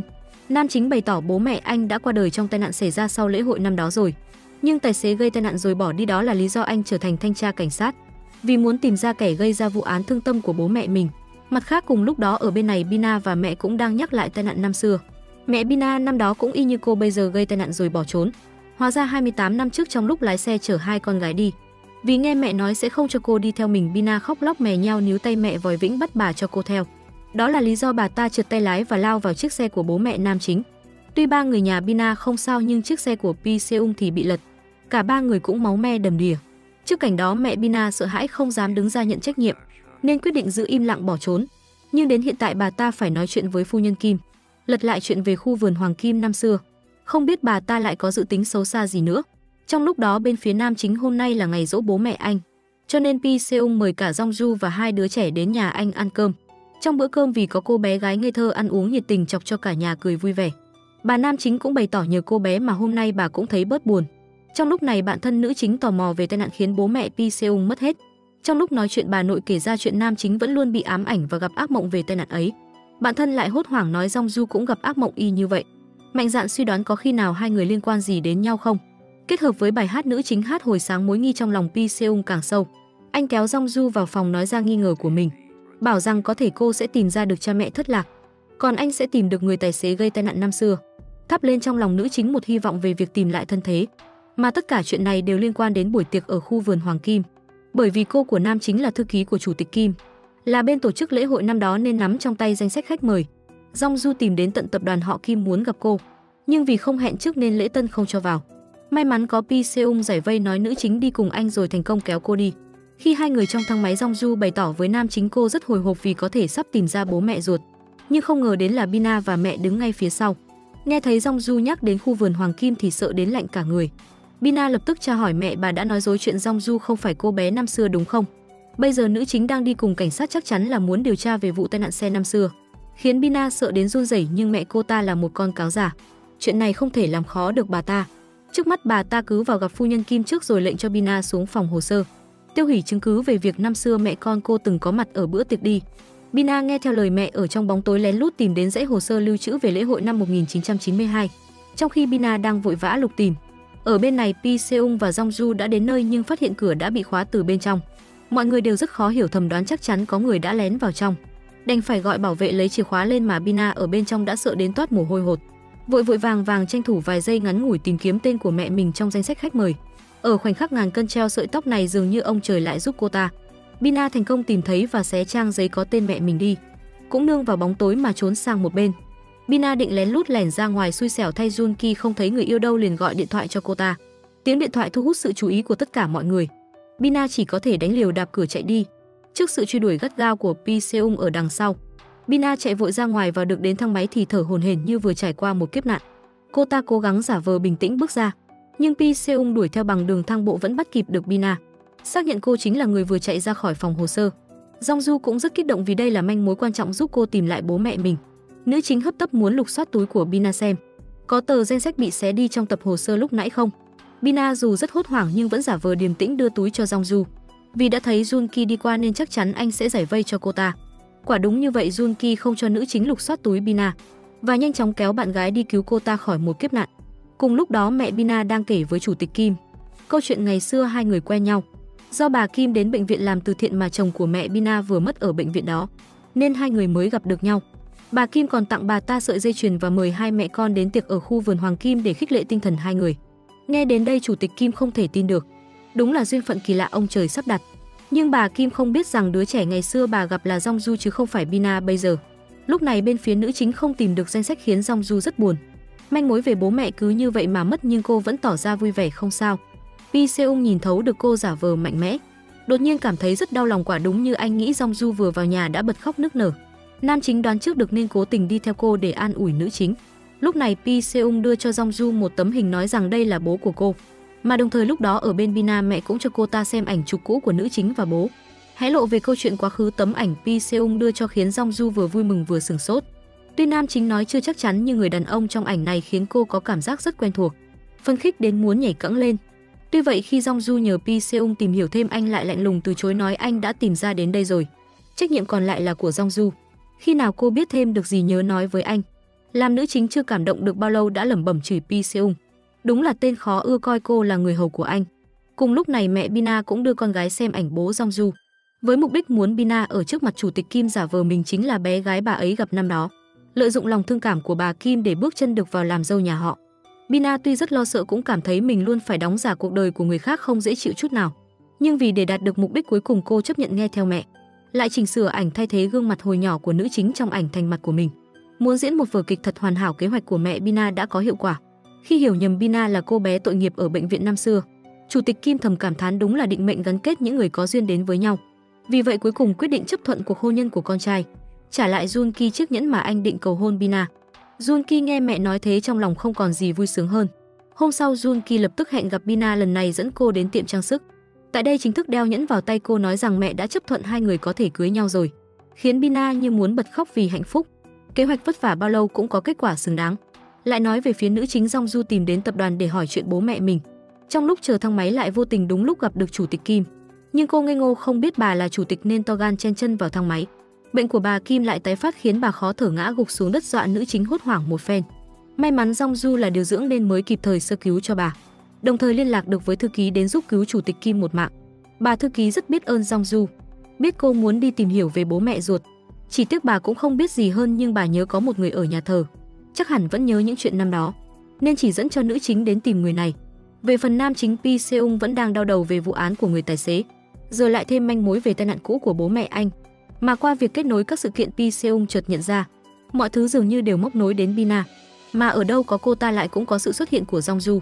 Dường như mối quan hệ giữa hai cô gái không hề đơn giản, có gì đó thôi thúc anh nhất định phải tìm hiểu thêm về hai người này mới mở khóa được vụ án đau đầu này. Tối hôm đó Jong-ju vẫn ở lại nhà người tài xế, vì nữ chính muốn chăm sóc bọn trẻ. Nghe hai đứa bé nói chúng chưa từng được đi sở thú, cô rất muốn dắt chúng đi, nhưng Jong-ju cũng không có tiền. Trong lúc đang không biết làm thế nào, Pi Seung lại đưa cho cô một phong bì rất nhiều tiền. Có thể thấy tuy anh luôn tỏ vẻ khô khan nhưng thật tâm rất để ý đến bọn trẻ và nữ chính, làm Jong-ju rất cảm kích anh. Tuy vậy ngoài mặt, Pi Seung vẫn giả vờ bắt bọn trẻ xoa bóp vai cho anh, coi như là làm việc trả nợ cho số tiền nam chính cho chúng. Đúng là một người rất thích ra vẻ. Tối hôm đó Jong-ju dỗ bọn trẻ ngủ, Pi Seung cũng ngồi bên cạnh trong không khí yên tĩnh. Lúc này nữ chính mới chia sẻ với anh, cô thích nhất là âm thanh và tiếng thở đều đều của bọn trẻ khi đang ngủ, vì nó cho cô cảm giác bình yên giống như khi còn ở cô nhi viện. 13 tuổi Jong-ju đã phải chăm các em nhỏ khác ngủ. Pi Seung nghe cô tâm sự chợt thấy thương cảm vì tuổi thơ vất vả của nữ chính, nhưng cô vẫn luôn lương thiện và tốt bụng như vậy, khiến nam chính dường như có chút động lòng.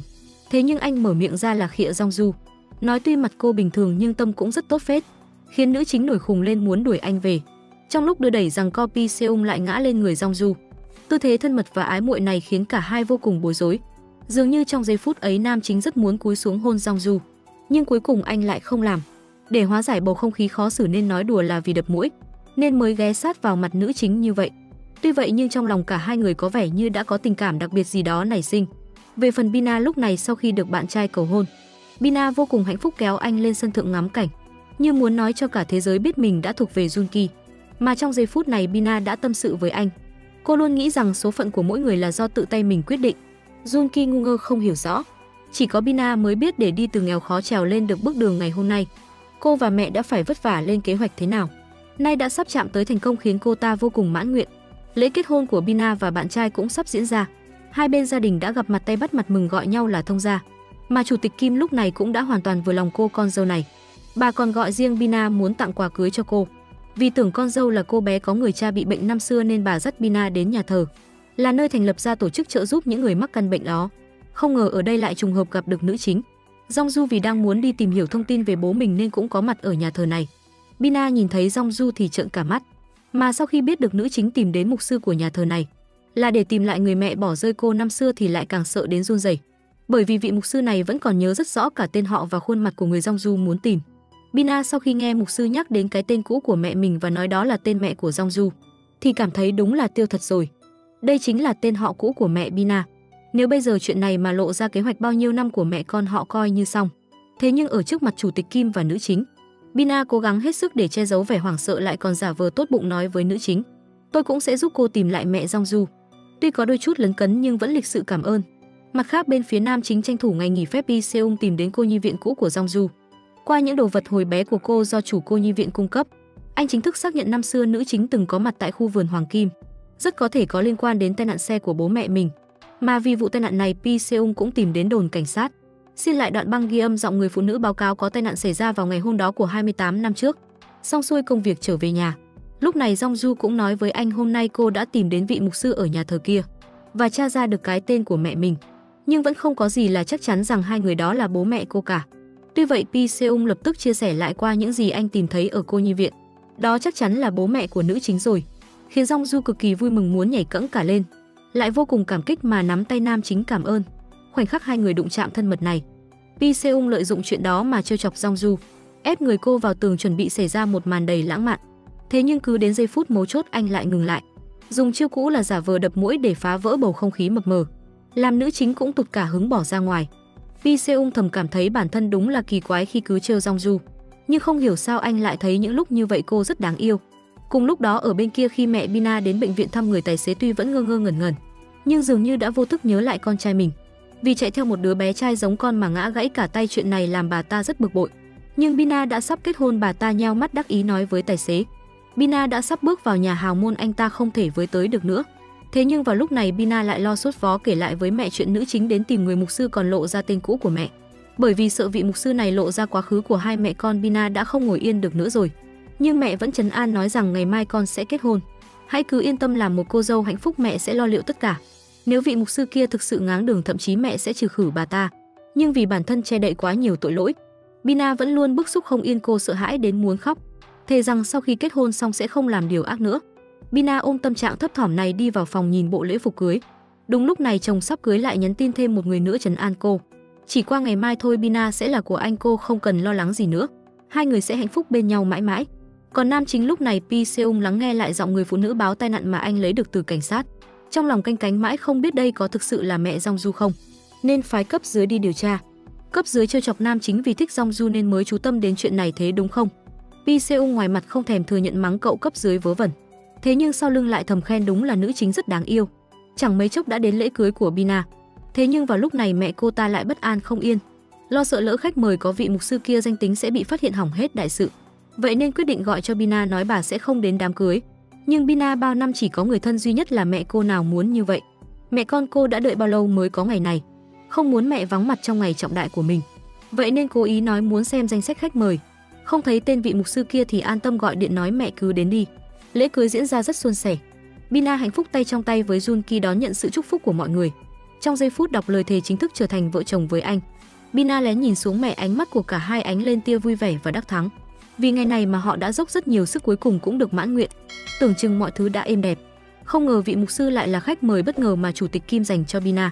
Khi mục sư có mặt ở tiệc cưới, bà ngay lập tức nhận ra mẹ Bina là người mà Jong Ju tìm kiếm. Vì vậy nhắn tin cho nữ chính, hình như tôi gặp được mẹ cô rồi. Jong Ju nghe thấy tung tích về mẹ thì cuống cuồng cả lên, muốn lập tức gặp mục sư nhưng bà từ chối. Bởi vì mục sư được mời đến nhà phu nhân Kim để làm chứng cho lễ thành hôn của Bina. Đây chính là bất ngờ bà Kim dành cho con dâu. Thế nhưng món quà ngạc nhiên này quả là dọa Bina và mẹ sợ đến mất mật. Cô dâu ở trên bục sân khấu mồ hôi túa ra đầy người, nhưng mẹ cô đã lợi dụng lúc mọi người nhắm mắt, tập trung nghe mục sư cầu nguyện chúc phúc, đã chạy trốn ra ngoài tránh mặt vị mục sư. Thế nhưng ông trời đúng là trêu ngươi mà hay, nói đúng ra là quả báo chắc chắn đến. Mẹ Bina trong lúc gấp gáp lấy xe chạy trốn lại đụng phải xe người khác. Vì muốn tích đức cho con gái nên bà ta quyết định để lại thông tin để đền bù thiệt hại cho chủ xe. Mà ai ngờ được rằng chủ xe đó chính là vị mục sư nọ, đúng thật là chạy trời không khỏi nắng. Nhưng bà ta vẫn chưa biết mà lái xe rời đi. Lướt qua Jong Ju vừa chạy đến nữ chính không thể đợi được nữa muốn gặp mặt mẹ mình. Nhưng lúc này mục sư cũng nhận ra sự biến mất của mẹ Bina, nên đành ngăn cản không cho Jong Ju vào. Nói cô không thể làm loạn trong lễ cưới của người khác, bà sẽ điều tra danh sách khách mời cho cô sau. Khiến nữ chính mừng hụt chỉ có thể ủ rũ chấp thuận. Sau khi lễ cưới kết thúc tốt đẹp, đêm đó chủ tịch Kim ở nhà nhớ lại lời con trai nói muốn thấy bố mẹ hạnh phúc. Vì vậy bà đưa ra quyết định làm hòa với chồng, cũng đưa ông tấm ảnh bằng chứng ngoại tình năm nào. Nói ông hãy xé đi, bà sẽ tha thứ cho ông. Điều này là ước nguyện bao năm qua của chồng bà. Ông vui sướng đến mức bế bổng bà lên, còn phấn khích xoay xoay mấy vòng. Cứ tưởng đây là một cặp vợ chồng hạnh phúc, nhưng thực chất ông vẫn còn giấu bà Kim rằng nhân tình năm xưa ấy chính là thư ký bên cạnh bà.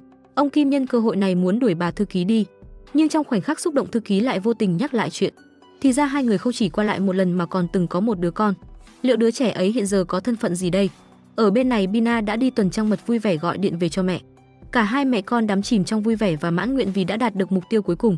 Cùng dặn dò và nhắc nhở nhau từ nay sẽ là những tháng ngày hạnh phúc thôi. Sóng gió đã qua hết cả rồi. Mà nào đâu ngờ đến chuyện người mục sư đã nhắn tin hẹn gặp mẹ Bina để bàn chuyện đền bù xe. Những rắc rối bây giờ mới thực sự chỉ bắt đầu mà thôi. Bina ở bên này vẫn đang tận hưởng tuần trăng mật hạnh phúc vui vẻ ngồi uống rượu bên cạnh Junki. Trong giây phút này cô muốn tâm sự với chồng, nhưng không dám kể thẳng ra mà mượn câu chuyện về một con nai và con lạc đà. Vì ngưỡng mộ cặp sừng đẹp, con nai đã hỏi mượn của lạc đà rồi lấy luôn, ngụ ý rằng mình đã cướp thân phận người khác mới có ngày hôm nay. Nhưng Junki không quan tâm đến quá khứ ấy, còn lấy tay tạo bóng con nai trên tường để trêu vợ vui lên. Bầu không khí tân hôn rất hạnh phúc. Junki còn sung sức trêu đùa nhảy xuống nước trước, rồi kéo tay Bina ngã xuống theo mình, cả hai hạnh phúc ôm hôn nhau. Trong lúc đó ở bên nữ chính, vì cậu bé trai phải làm bài tập hè, Jong Ju dẫn hai đứa trẻ đi công viên chơi mà đứa bé gái làm nũng muốn cô cõng mình. Jong Ju cũng vui vẻ đáp ứng. Khi chuẩn bị xuất phát thì Pi Seung lại đến. Anh thấy cảnh này liền cõng đứa bé thay cô đòi đi cùng nhau. Nam chính chở mọi người đến công viên. Tại đây còn lấy ra gậy chụp ảnh, chụp một bức ảnh hạnh phúc như gia đình. Sau đó trong lúc hai đứa bé nô đùa, Jong Ju ngồi chuẩn bị đồ ăn, Pi Seung cầm máy ảnh muốn chụp cho cô. lại càm ràm bắt nữ chính tháo búi tóc ra trông cô như bà già ấy. Mà giây phút Jongju xõa tóc dường như Pi Seung đã bị cô hớp hồn. Ngơ ngẩn ngắm đến cười ngu, anh nghĩ mình điên rồi mới thấy nữ chính xinh đẹp. Chơi một lúc mệt, cả 4 người cùng nhau nằm dài bên thảm cỏ. Rất giống một gia đình 4 người hạnh phúc mà đứa bé gái cũng nói vậy. Chỉ Pi Seung và Jongju nói giống bố và mẹ. Sau đó hai đứa bé mải chơi đuổi theo con bướm nên bật dậy bỏ lại nam nữ chính với nhau.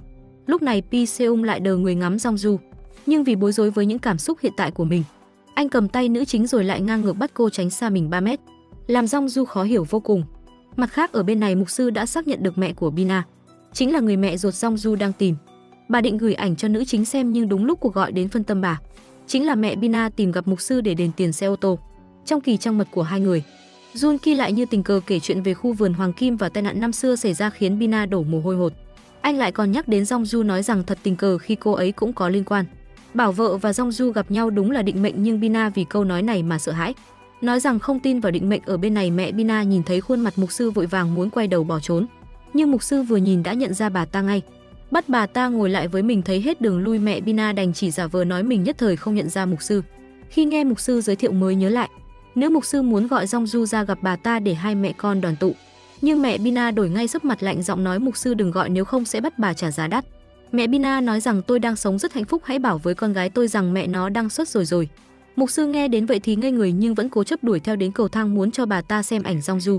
Lúc này mẹ Bina đã mất kiên nhẫn lắm rồi, lập tức nổi cáu ném vỡ điện thoại, đồng thời nói thật là bà ta cố ý bỏ rơi nữ chính, vậy nên nếu Jongju biết được sẽ vô cùng đau khổ. Thách thức mục sư có dám nói ra sự thật không. Trong lúc này ở phía chủ tịch Kim, bà đi khám lại bệnh phát hiện căn bệnh cũ đa xơ cứng tái phát, khiến hai tay bà cứng đơ không thể cử động. Mà chuyện này khiến bà Kim nhớ lại năm xưa khi mình mắc bệnh không thể chăm sóc nổi con. Chồng lại ngoại tình khiến bà căm ghét ông ấy suốt nhiều năm qua. Thư ký lúc này ở bên xoa dịu bà, nói chồng đã hối hận rồi, lần này chủ tịch nên nói thật bệnh tình cho gia đình. Bà Kim đồng ý với thư ký, thế nhưng khi về đến nhà, đúng lúc Bina trổ tài nấu một bữa cơm ngon cho ngày đầu về nhà chồng.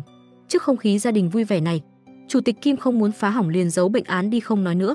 Sau cuộc gặp với mẹ Bina, mục sư sợ nữ chính tổn thương trước lời nói của mẹ ruột, vì vậy hẹn Jongju đến muốn bảo cô hãy từ bỏ chuyện này đi.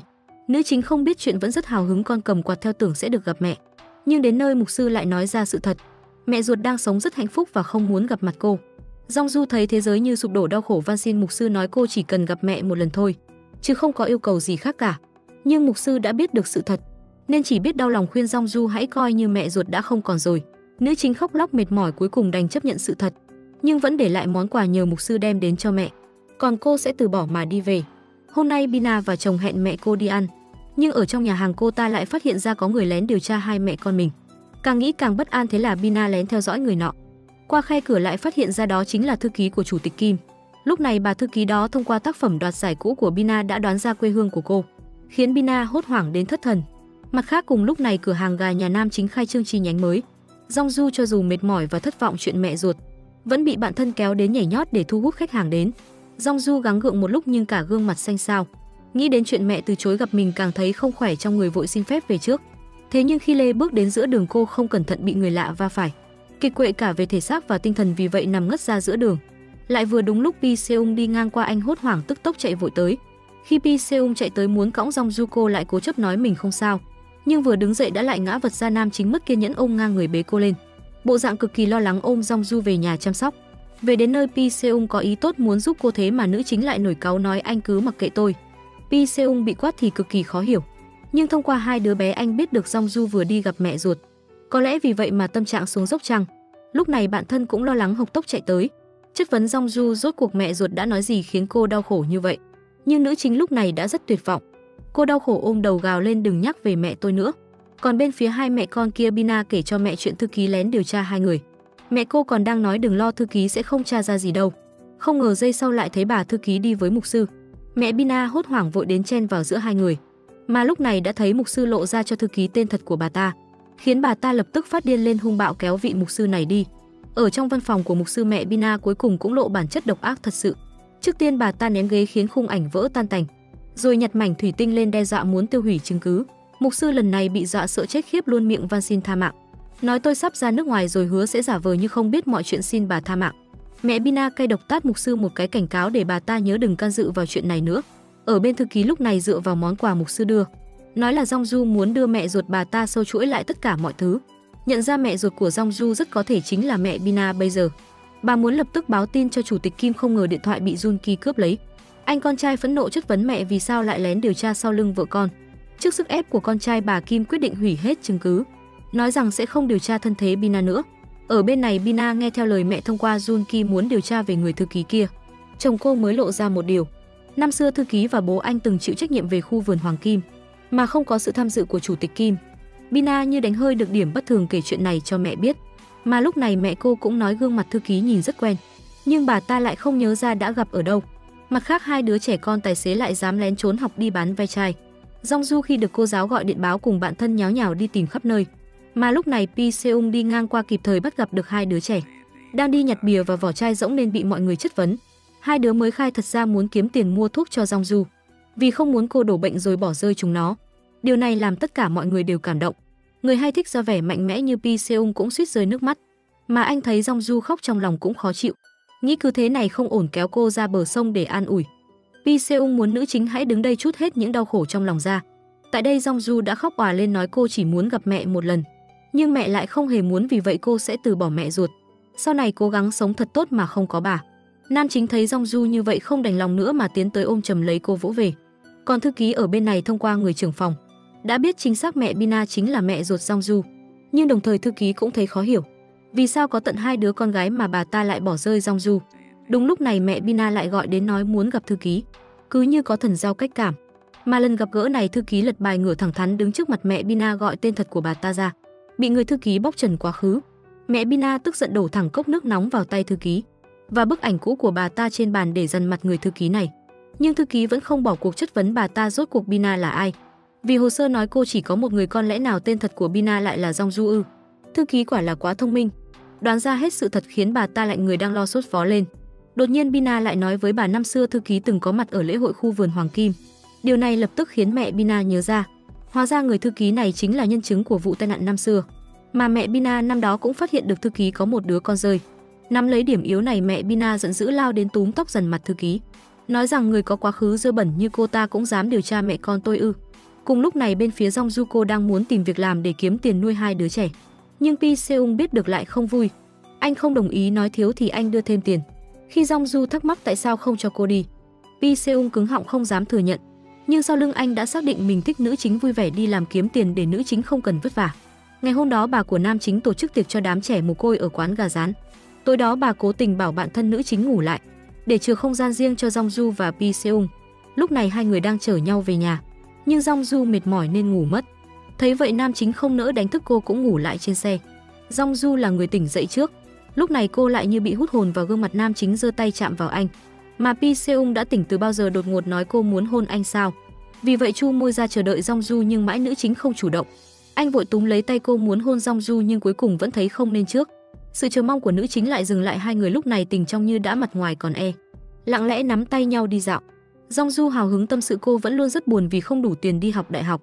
Mà Pi Seung nghe thấy vậy cuối cùng cũng đủ can đảm tiến lên, nói từ nay anh sẽ bù đắp hết mọi đau khổ của cô. Nói rồi ôm lấy Jongju đặt lên môi cô một nụ hôn. Trong lúc này khi mẹ Bina biết thư ký có con rơi nhưng năm đó không nhìn rõ mặt người bố là ai, đang ôm một bụng thắc mắc thì thư ký ở bên kia đã vô cùng hoảng loạn. Vì sợ quá khứ dơ bẩn kia bị lộ ra rằng bà đã dây dưa với chồng của chủ tịch Kim lại còn có con.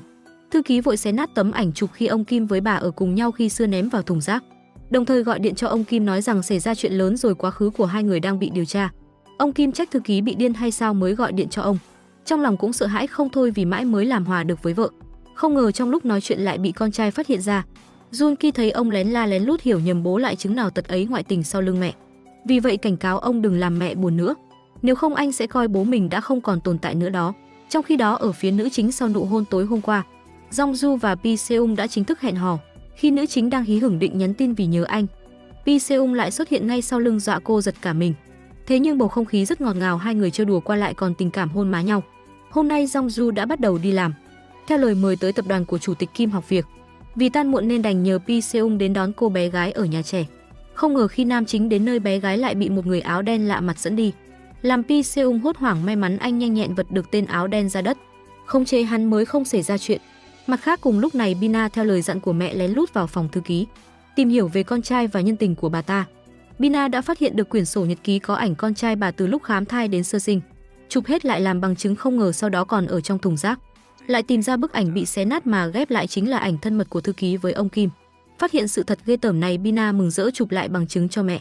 Nào ngờ đúng lúc thư ký về, cô phải chui vào gầm giường để trốn. Thư ký nhìn một mảnh sót lại của tấm ảnh trên nền đất, thấy có điểm không may giả vờ đóng cửa ra ngoài để dụ Bina chui ra. Quả nhiên cô ta đã mắc mưu, vừa bò ra đã thấy thư ký nhìn mình chằm chằm. Chột dạ giải thích cô vào đây là do tình cờ, nhưng lý do trẻ con đấy ai mà tin nổi. Thấy hết đường chối, Bina lật mặt đe dọa thư ký.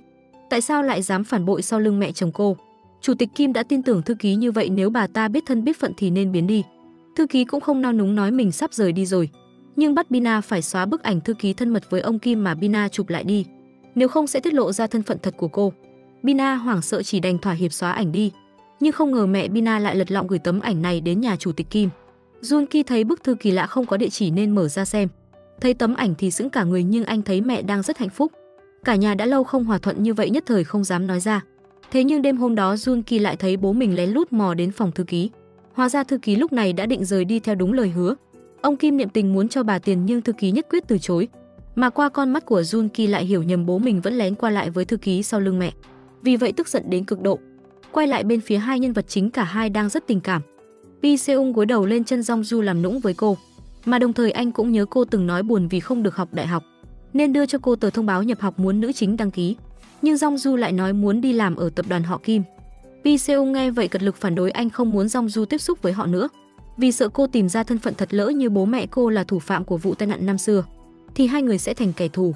Mặt khác thư ký sắp rời đi nên rất muốn Jongju thay vị trí của mình. Nữ chính định vì bạn trai mà từ chối, nhưng thư ký lại ẩn ý nói có những thứ là định mệnh không thể tránh được. Có lẽ Jongju sẽ phát hiện ra thứ cô luôn muốn tìm kiếm nếu nhận công việc này.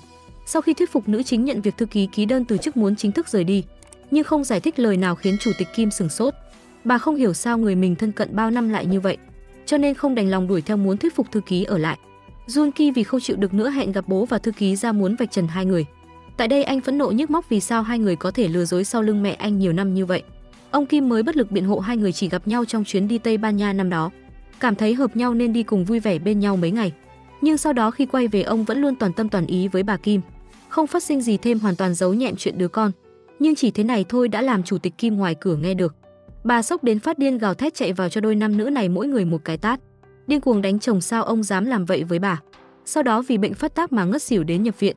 Mặt khác bên phía nữ chính, Pi Seung hẹn cô đi ăn ở nhà hàng sang trọng, khiến Jongju vừa vui vừa ngại vì lo tiêu nhiều tiền. Pi Seung lại còn ăn mặc lịch sự trang trọng tặng cho cô một hộp quà, làm Jongju tưởng anh cầu hôn cô. Hóa ra bên trong hộp lại là chiếc đồng hồ báo thức, đúng là mừng hụt. Trong bữa ăn, nữ chính đề cập mình sẽ đến tập đoàn nhà Kim làm. Ai ngờ cứ đụng đến chuyện này, Pi Seung lại nhảy dựng lên gay gắt phản đối. Jongju cũng lớn tiếng cô muốn tìm ra thân phận, cũng vì không thể sống trong tội lỗi. Lỡ như bố mẹ mình thật sự gây tai nạn thì sao? Nhưng Pi Seung bảo tìm ra sự thật chắc chắn sẽ gây rạn nứt giữa hai người. Nếu cô cứ khăng khăng như vậy thế thì chia tay đi. Thế nhưng nữ chính đã đưa ra quyết định rồi. Jongju tìm đến thư ký để nhận công việc, mà lúc này thư ký lại còn đưa cô tấm ảnh năm xưa của Bina. Bà nói bức ảnh này có thể giúp ích cho Jongju trong việc tìm kiếm sự thật mà cô muốn. Nữ chính cảm giác được thư ký biết chuyện gì đó, cô van xin bà ta nói cho mình biết, nhưng thư ký lại chỉ bảo Jongju phải tự mình tìm hiểu chuyện này. Cùng lúc đó ở bên này, chủ tịch Kim vì cú sốc hôm qua mà nhập viện. Lúc này bà mơ hồ tỉnh dậy, nhớ lại chuyện người thư ký thân cận bao nhiêu năm lại chính là nhân tình của chồng mình. Bà vô cùng đau khổ quát thét đuổi chồng ra ngoài, làm con trai phải nói bố tạm thời lánh mặt đi. Nhưng bà Kim nói muốn gặp thư ký nên Junki gọi bà ta vào. Lúc này chủ tịch Kim mới bày tỏ sự thất vọng của mình. Bà ước rằng những chuyện này chỉ là giấc mơ, không thể tin nổi người bà coi là bạn duy nhất, một trong hai người quan trọng của đời bà lại đâm sau lưng mình như vậy. Bà Kim nói sẽ coi như thư ký không còn tồn tại nữa, mong sẽ không bao giờ gặp lại nữa. Thư ký chỉ biết cúi đầu xin lỗi, trong lòng cũng cực kỳ đau khổ. Sau khi gặp Bina ở ngoài, thư ký cảnh cáo cô ta sẽ phải trả giá vì đã dám thất hứa với bà, lộ ra sự thật này cho bà Kim. Mặt khác ở bên kia, nam chính cũng đang đi tìm hiểu về quá khứ của Bina. Năm xưa cô gái này từng đạt giải bộ môn cắt giấy nghệ thuật. Về đến nhà, Pi Seung lại thấy đứa bé trai cũng có tài cắt giấy giống mẹ. Anh chợt nảy ra ý nghĩ muốn nhờ Jongju nhân cơ hội đến nhà bà Kim làm, lấy trộm bàn chải của Bina để xét nghiệm ADN cho Bina và bé trai để tìm ra được sự thật. Tuy Jongju và Pi Seung đã chia tay nhưng nữ chính vẫn đồng ý giúp anh. Mà Pi Seung lúc này lại ngứa miệng khích bác cô. Anh đã đi xem mắt với một người vừa xinh đẹp vừa tài giỏi. Jongju nghe thấy thế thì rất khó chịu. Hai người dần to tiếng qua lại bị hai đứa bé phát hiện ra. Jongju không muốn bọn trẻ thấy hai người cãi nhau, vội kéo chúng vào nhà. Pi Seung nhìn bóng dáng cô trong lòng cũng không vui. Rõ ràng cả hai người vẫn còn yêu thương nhau, nhưng lại không chịu thừa nhận tình cảm của bản thân. Vì mọi chuyện đã vỡ lở ra trước khi chính thức rời đi khỏi nhà chủ tịch, thư ký muốn tìm đến ông Kim lần cuối. Lần này bà không muốn níu kéo gì nữa, chỉ cảnh cáo ông đừng đụng đến con trai hai người vì đó là người quan trọng nhất với bà. Thế nhưng thư ký không ngờ tới được mẹ Bina lại đoán ra con trai của thư ký chính là cậu cấp dưới của nam chính. Dù cậu ta không biết vẫn luôn gọi thư ký là cô. Bà ta tìm đến tận nhà đúng lúc này thư ký cũng quay về. Nhìn thấy mẹ Bina thì giật mình hốt hoảng, cảm thấy bà ta đúng là đáng sợ còn trực tiếp tìm đến đây, uy hiếp người con trai mà thư ký đã luôn giấu giếm. Bà ta lúc này cảnh cáo thư ký đừng mong đụng đến được Bina, nếu không bà ta sẽ không tha cho con trai thư ký. Xong việc thì cực kỳ đắc ý rời đi, gọi điện cho con gái nói không cần phải lo lắng gì nữa đâu vì đã đuổi được thư ký đi. Bina ở nhà tìm cách lấy lòng mẹ chồng nấu cho bà một bàn đồ ăn, nhưng bà Kim lại nói mình không muốn ăn, chỉ bảo con dâu đi chuẩn bị thư ký mới của bà sắp tới. Mà Bina không ngờ được rằng vị thư ký mới này là Jongju. Thấy nữ chính đường đường chính chính bước vào cửa lại giành quyền chăm sóc bà Kim, Bina trong lòng bất an nói với chồng mình thấy không an tâm, dính dáng đến Jongju là sẽ có chuyện xấu, muốn chồng đuổi nữ chính đi. Nhưng Jun Ki vì nghĩ tới sức khỏe của mẹ, trước hết là trấn an vợ hãy từ từ theo dõi đã. Mà Jongju sau khi vào được nhà chủ tịch, cô theo lời Pi Seung dặn, nhân lúc Bina ra ngoài mua đồ đã lẻn vào phòng lấy trộm bàn chải của cô ta. Tưởng chừng mọi chuyện đã suôn sẻ, cô gọi nam chính đến đón mình.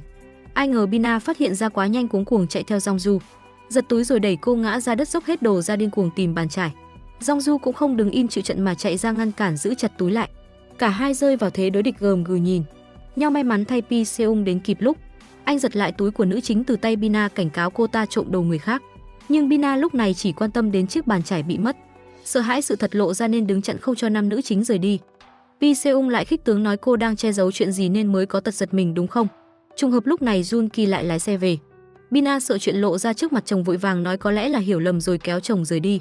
Pi Seung và Jongju đắc thắng vì thành công lấy được bàn chải. Nam chính vui vẻ nói muốn đưa Jongju về nhà để cảm ơn.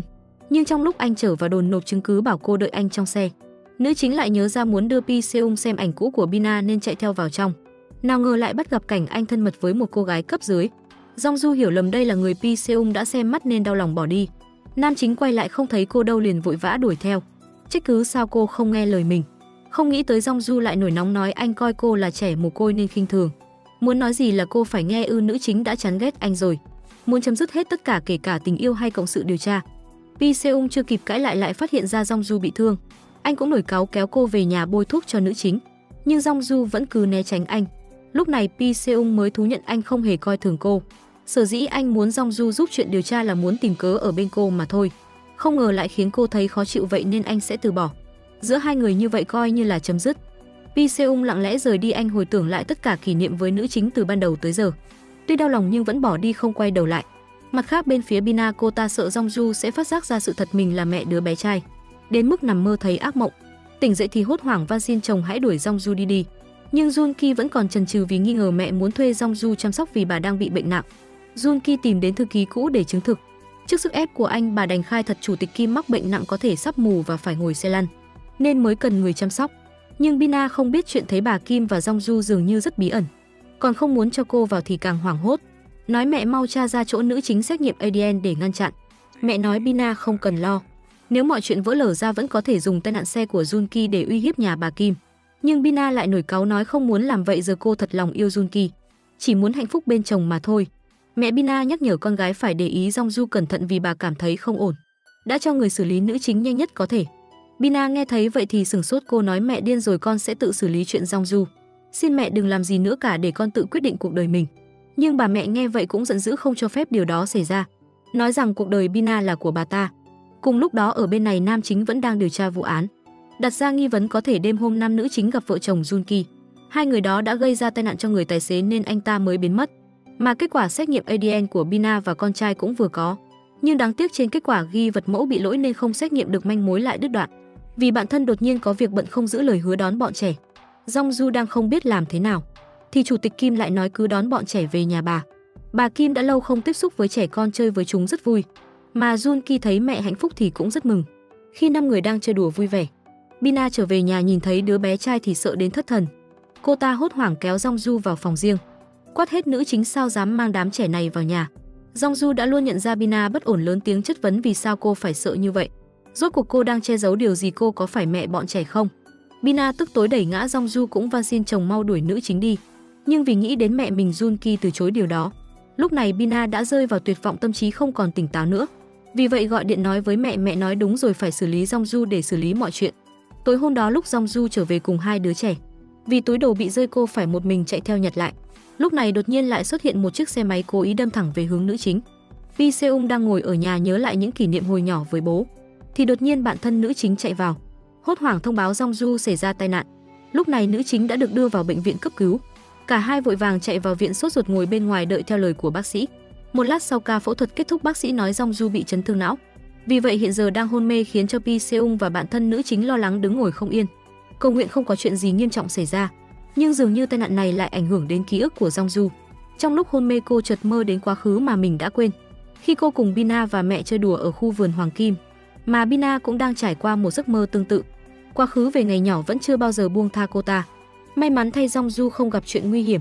Nữ chính đã tỉnh lại, bạn thân biết chuyện thì mừng rỡ, muốn lôi kéo Pi Seung vào thăm Jongju, nhưng nam chính lại ngập ngừng nói anh không vào đâu. Nhưng ai dè y tá lại đưa cho anh đồ của Jongju, vì vậy Pi Seung không còn cách nào khác. Trở lại phòng bệnh gặp nữ chính, cô bạn thân biết ý nên để cho hai người không gian riêng. Cho dù rõ ràng vẫn còn rất quan tâm đối phương, hai người vừa gặp nhau đã to tiếng. Lúc này nhà chủ tịch Kim lại gọi đến thắc mắc vì sao hôm nay Jongju không đi làm. Pi Seung tức mình nên trả lời điện thoại thay cô, luôn làm nữ chính càng bực bội, vì anh cứ luôn tự làm theo ý mình như vậy. Pi Seung lại tức giận trách ngược lại sao cô cứ nhất quyết phải đi làm ở đó. Nhưng Jongju nhất định phải biết được thân phận của mình cũng như Bina. Và trong lúc lục lọi túi của nữ chính, Pi Seung phát hiện ra bức ảnh cũ của Bina do người thư ký đưa cho cô, kết hợp với ảnh mà anh điều tra được từ học viện. Nam chính đưa cho Jongju xem, chính thức xác nhận tên thật của Bina lẽ ra là Jongju. Lúc này ở bên nhà chủ tịch Kim biết Jongju tai nạn nhập viện, bà hốt hoảng muốn tới thăm, nhưng Bina lại giành quyền đi thay mẹ.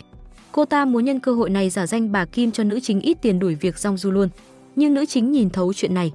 Cô khinh thường nhìn Bina nói tại sao cô cứ luôn muốn đuổi tôi đi. Cô đang có tật giật mình đúng không? Rằng cô chính là mẹ của bé trai con người tài xế. Cô đã bỏ rơi con của mình, không xứng đáng làm mẹ. Đồng thời nữ chính cũng nói thẳng ra tôi đã biết tên thật của cô là Jongju rồi. Jongju liên tục chất vấn Bina, rõ ràng nữ chính mới chính là Jongju, còn tra ra tên và họ của bố mẹ mình rồi. Ở lễ hội trong khu vườn Hoàng Kim năm đó, danh sách khách mời cũng chỉ có tên Jongju. Vậy thì Bina rốt cuộc là ai mà lại mạo nhận cái tên Jongju là của cô ta? Nhưng Bina và mẹ đã có chuẩn bị trước rồi, cô ta nói tên thật của mình mới là Jongju, còn đưa nữ chính xem tấm ảnh ghép mặt Bina hồi nhỏ và bức ảnh chụp chung với người bố. Jongju xem được tấm hình đó thì sửng sốt, vì rõ ràng Pi Seung đã nói người này chắc chắn là bố nữ chính, không thể có chuyện này xảy ra được. Bina lại nói mọi chuyện xem như là rõ ràng rồi, từ giờ mong nữ chính tránh xa mình ra. Nhưng Jongju không cam tâm, vội vàng đuổi theo Bina ra cầu thang, siết chặt lấy tay cô ta rồi nói. Jongju đã nhớ lại ký ức cũ rằng lễ hội Hoàng Kim năm đó ngoài mẹ ra, còn có một đứa bé chơi đùa cùng với mẹ con cô, đó có phải là Bina hay không? Mặc dù Bina đã run lên vì bị nói trúng tim đen, nhưng ngoài mặt cô ta vẫn thản nhiên nói rằng nữ chính bị hoang tưởng sau chấn thương nên mới có những ký ức không thật. Cô ta mới chính là cô bé Jongju năm đó, cũng chưa từng quen biết nữ chính, nên Bina mong nữ chính buông tha cho mình đi. Jongju vẫn không cách nào tin được vào tai mình, cô ngồi sụp xuống ôm đầu gào thét.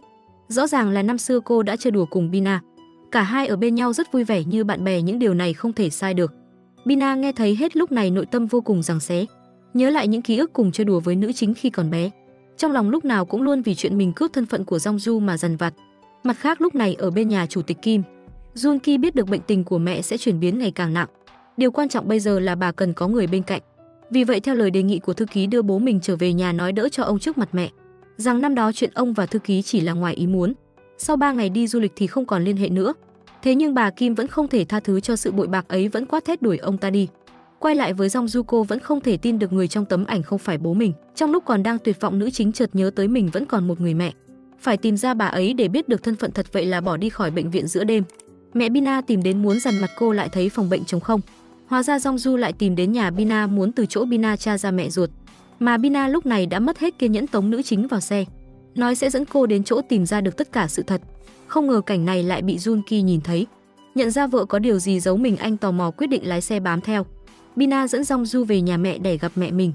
Tại đây bà mẹ và Bina hợp sức lại nói rằng Jongju là kẻ đã đánh cắp ký ức của Bina, nên tự mạo nhận mình tên là Jongju. Bà mẹ cũng nói thẳng ra, tôi chính là người mẹ mà mục sư nói với cô, nhưng tôi không phải mẹ ruột cô. Năm xưa ở khu vườn Hoàng Kim, mẹ và Bina thấy một cô bé tội nghiệp nên mới cho cô bé ấy chơi cùng.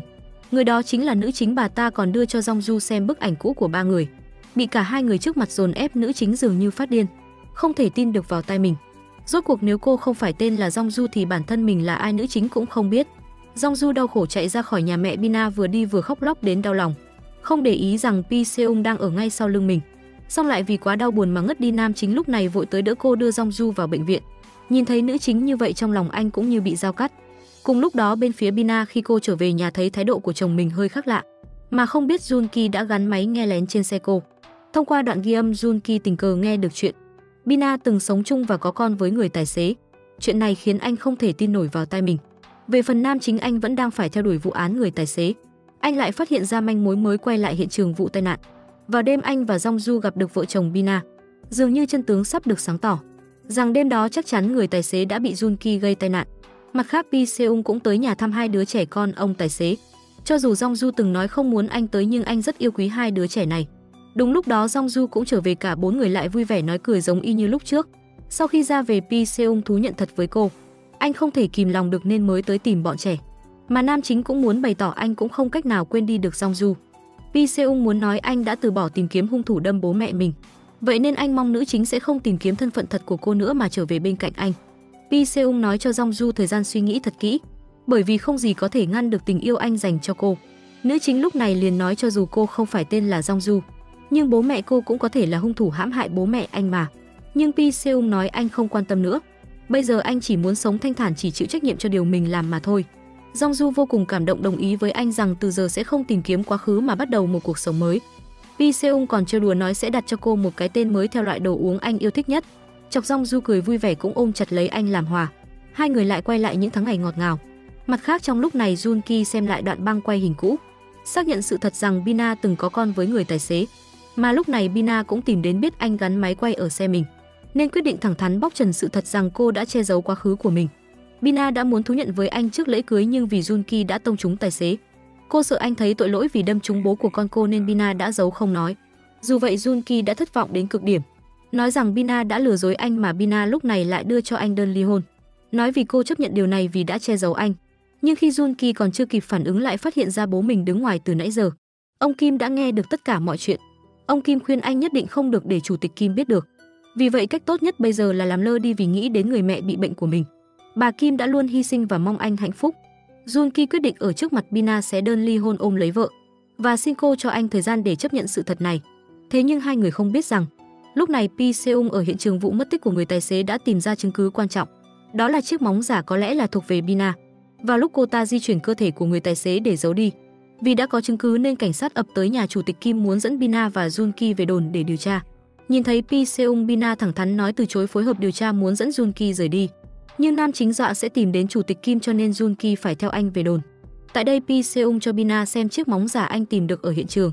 Nếu máu của người tài xế được tìm thấy trên bộ móng này, chắc chắn sẽ buộc tội được Bina. Nhưng Bina lúc này vẫn rất đắc ý, nói rằng mình nhớ ra một bằng chứng chứng minh mình và Jun Ki vô tội. Đó là khi hai người xem phim về có gặp một vụ tai nạn mà Bina lại nhớ mặt người tài xế, khiến cho Pi Seung trong lòng lại sinh nghi. Mặt khác, lúc này mẹ Bina tìm đến nữ chính cho cô một ít tiền, muốn Jongju từ chức thư ký chủ tịch và tránh xa nhà họ Kim ra, để tránh cô tiết lộ ra quá khứ của Bina. Bà ta đay nghiến nói rằng giữa ba người không có quan hệ máu mủ gì cả, muốn triệt tiêu mong muốn tìm bố mẹ của nữ chính. Nhưng Jongju lại chỉ bình tĩnh nói cô đã từ bỏ quá khứ, sẽ không nói ra sự thật. Nếu mẹ con Bina không che giấu gì nữa, vì sao cứ phải nhất quyết đuổi cô đi? Lại nói nếu còn có gì khuất tất nhất định rồi có ngày sẽ bại lộ thôi. Mẹ Bina tuy rất sửng sốt trước thái độ của nữ chính, nhưng bà ta vẫn về trấn an đứa con gái đang hoảng loạn, tạm thời tin Jongju sẽ không nói gì. Mà việc quan trọng của Bina bây giờ là lấy lòng chồng để Jun Ki tiếp tục chấp nhận cô ta, tạm thời không cần nghĩ tới nữ chính. Thế nhưng hai mẹ con cáo già này không biết được, Jongju lại tình cờ nghe thấy vợ chồng chủ tịch Kim kể với phóng viên duyên phận giữa nhà Kim và mẹ con Bina. Năm xưa chủ tịch Kim đã tặng cho mẹ Bina sợi dây chuyền hình chữ thập, mà không ngờ được là nữ chính vẫn còn nhớ ký ức này rất rõ, biểu thị một điều Jongju mới chính là đứa bé lúc đó chứ không phải Bina. Nữ chính đem điều này kể với thư ký nhờ bà điều tra hộ cô. Có lẽ nào cô mới thật sự là Jongju chứ không hề ăn cắp tên của Bina như mẹ con cô ta nói không? Không ngờ cuộc gặp mặt này lại bị Bina bắt gặp, chụp ảnh lại và đe dọa sẽ nói cho bà Kim biết. Nữ chính qua lại với người thư ký từng phản bội chủ tịch. Đứng trước lời đe dọa này, thư ký chỉ còn cách dặn Jongju phải cẩn thận, vì hai mẹ con cáo già này sẵn sàng làm bất cứ điều gì để đạt được mục đích. Tối hôm đó Pi Seung ở lại nhà người tài xế dỗ cho hai đứa trẻ ngủ, nhưng mà hai đứa bé nghịch ngợm mãi mới chịu nằm xuống ngủ yên. Lúc này nam chính tìm vào trong bếp, Jongju vẫn còn đang lúi húi rửa bát. Pi Seung than vãn với cô mãi mới dỗ yên được bọn trẻ. Sau đó lại cố ý rủ Jongju uống bia, rủ cô ăn kem với anh. Nữ chính không để ý, chỉ từ chối nói rằng mình vẫn còn no. Lại không biết được Pi Seung chỉ muốn làm trò cốt là để tặng cô hộp nhẫn anh đã chuẩn bị. Jongju vẫn còn đang vừa sửng sốt vừa hạnh phúc. Mở hộp nhẫn ra lại chỉ thấy tờ giấy ghi chữ nhẫn trong đó. Cô cụt hứng tức giận trách sao lúc nào anh cũng thích đùa kiểu này. Cô không thèm nhận gì từ anh nữa.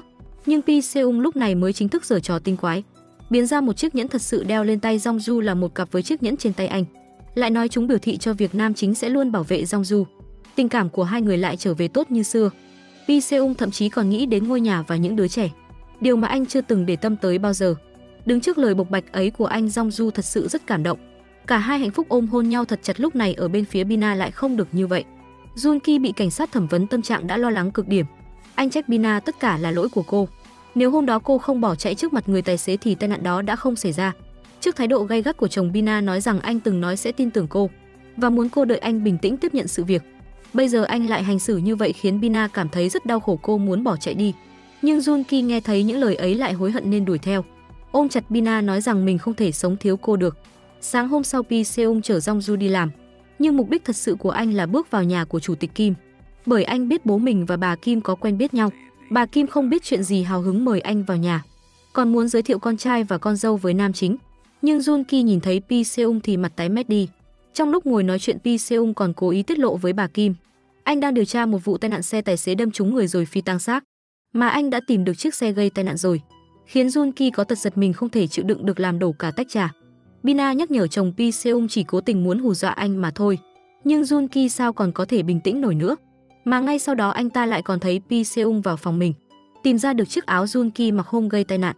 Mắt thấy sự việc không ổn, Bina vội vàng lớn tiếng đuổi nam chính đi. Không ngờ lúc này Pi Seung nhận được cuộc gọi từ đồn. Trước con mắt sửng sốt của vợ chồng Bina, nam chính nói đã tìm được nhân chứng cho vụ đâm xe này rồi. Pi Seung nói nếu hai người tò mò anh gặp đồng nghiệp xong sẽ quay lại ngay thôi. Junki nghe vậy sợ hãi đến mất mật, mặc cho Bina trấn an là không có ai thấy đâu. Anh ta không tài nào bình tĩnh nổi. Junki không biết rằng nam chính chỉ lừa mình, nói rằng có nhân chứng để anh hoảng lên, chứ Pi Seung vẫn chưa đi tìm, muốn anh ta tự mình sập bẫy mà thôi. Junki gấp gáp cả lên muốn tìm đến nơi anh và Bina giấu xác tài xế, tìm cách giải quyết chuyện này. Thấy không thể ngăn cản được chồng, Bina vội gọi điện cầu cứu mẹ, sợ rằng khi chồng tìm đến sẽ không thấy thi thể người tài xế, phát hiện ra sự thật tài xế chưa qua đời thì sao. Ở bên phía nam chính, Pi Seung lúc này mới tìm xem có nhân chứng không. Tới cửa hàng tạp hóa gần điểm xảy ra tai nạn, hỏi chủ cửa hàng về Bina, ông ta nhận ngay ra cô nói hôm đó Bina đến mua đồ, nhưng thái độ rất gấp gáp và bồn chồn, còn đi với một người đàn ông.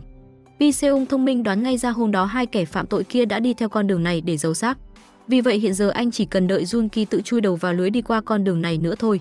Đúng y như dự đoán, nháy mắt đã thấy xe của Junki. Pi Seung đắc thắng bám theo, chỉ chờ anh ta dẫn mình đến chỗ người tài xế là xong việc. Junki khi đến nơi điên cuồng đào bới vị trí anh từng chôn người tài xế, nhưng khi đã sắp chạm đến cái xác anh lại không kìm được lòng đau khổ khóc lóc vì ân hận. Pi Seung lúc này đã đến ngay bên cạnh Junki rồi. Cuối cùng Junki cũng nhận ra mình đã sập bẫy thế, nhưng trước sự sửng sốt của ba người, chỗ giấu cái xác lại trống trơn, không ai biết người tài xế đang ở đâu. Mà lúc này bên phía nữ chính Jongju cũng không hề tầm thường. Cô đã nhận ra điểm kỳ lạ ở đây vào hôm nam chính thẩm vấn Bina về người tài xế. Tại sao mẹ của cô ta lại kịp thời xuất hiện với những bức vẽ của tài xế về Bina, lại nói anh tài xế là kẻ theo đuôi. Nhưng tại sao Bina lại giữ những bức vẽ đó, trong khi rõ ràng cô ta ghét người chồng cũ như vậy? Có phải là mẹ con Bina biết tung tích của người tài xế đang ở đâu nên mới có mấy bức vẽ đó không? Thấy Jongju đoán đúng tất cả, Bina hốt hoảng đến phát điên, khóc lóc rồi hét lớn nói tôi không biết gì hết. Điều này đã thu hút sự chú ý của bố mẹ chồng. Chủ tịch Kim không hiểu có chuyện gì xung đột giữa Bina và Jongju. Lúc này mặc cho bố chồng ngăn cản vì ông lo cho sức khỏe của vợ mình. Bina vẫn muốn khai thật với mẹ vào ngày hôm đó Junki thật ra đã đâm trúng người, là Jongju đã cố ý đến đây dẫn Pi Seung vào nhà để điều tra về vụ này.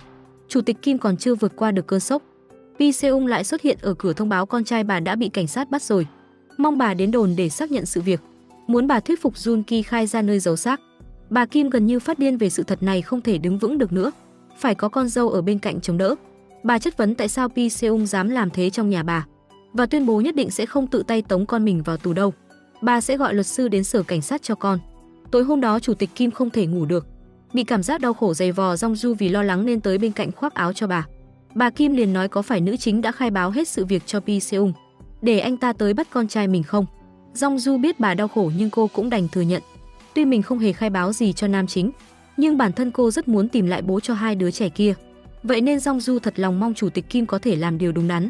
Nghe Jongju nói vậy, sáng hôm sau bà Kim đến đồn cảnh sát muốn nói chuyện riêng với con trai. Tại đây bà đau khổ bày tỏ là mình đã sai khi không thể dạy dỗ con nên người. Hai mẹ con chỉ biết đau khổ nhìn nhau khóc lóc. Không ngờ đúng lúc này Jongju lại chạy vội vào. Hóa ra là vì đứa bé trai vừa được gửi cho một đoạn video. Trước sự sửng sốt của tất cả trong video là người tài xế vẫn khỏe mạnh bình thường, nói với con trai là mình có việc cho nên mới đi không về. Mà đoạn băng này mới được quay gần đây mà thôi, tất cả mới vỡ lẽ ra một điều. Anh tài xế này vẫn còn sống, Jun Ki không đâm chết người. Vụ án lại rơi vào ngõ cụt khiến Pi Seung rất đau đầu. Nhưng Jongju ở bên cạnh khen anh, nói rằng thấy bạn trai mình làm việc rất chăm chỉ. Hai người cùng vui vẻ đi bộ về nhà. Pi Seung rõ ràng rất muốn nắm tay bạn gái nhưng sau đó lại quen thói trêu Jongju, nói rằng chỉ muốn cô gãi lưng cho mình thôi. Nữ chính đã quá quen thuộc rồi, lần này cô còn trả đũa lại. Lúc Pi Seung muốn hôn cô liền cố ý véo má anh rồi chạy đi. Sau đó bị nam chính bắt lại còn bế bổng cô lên.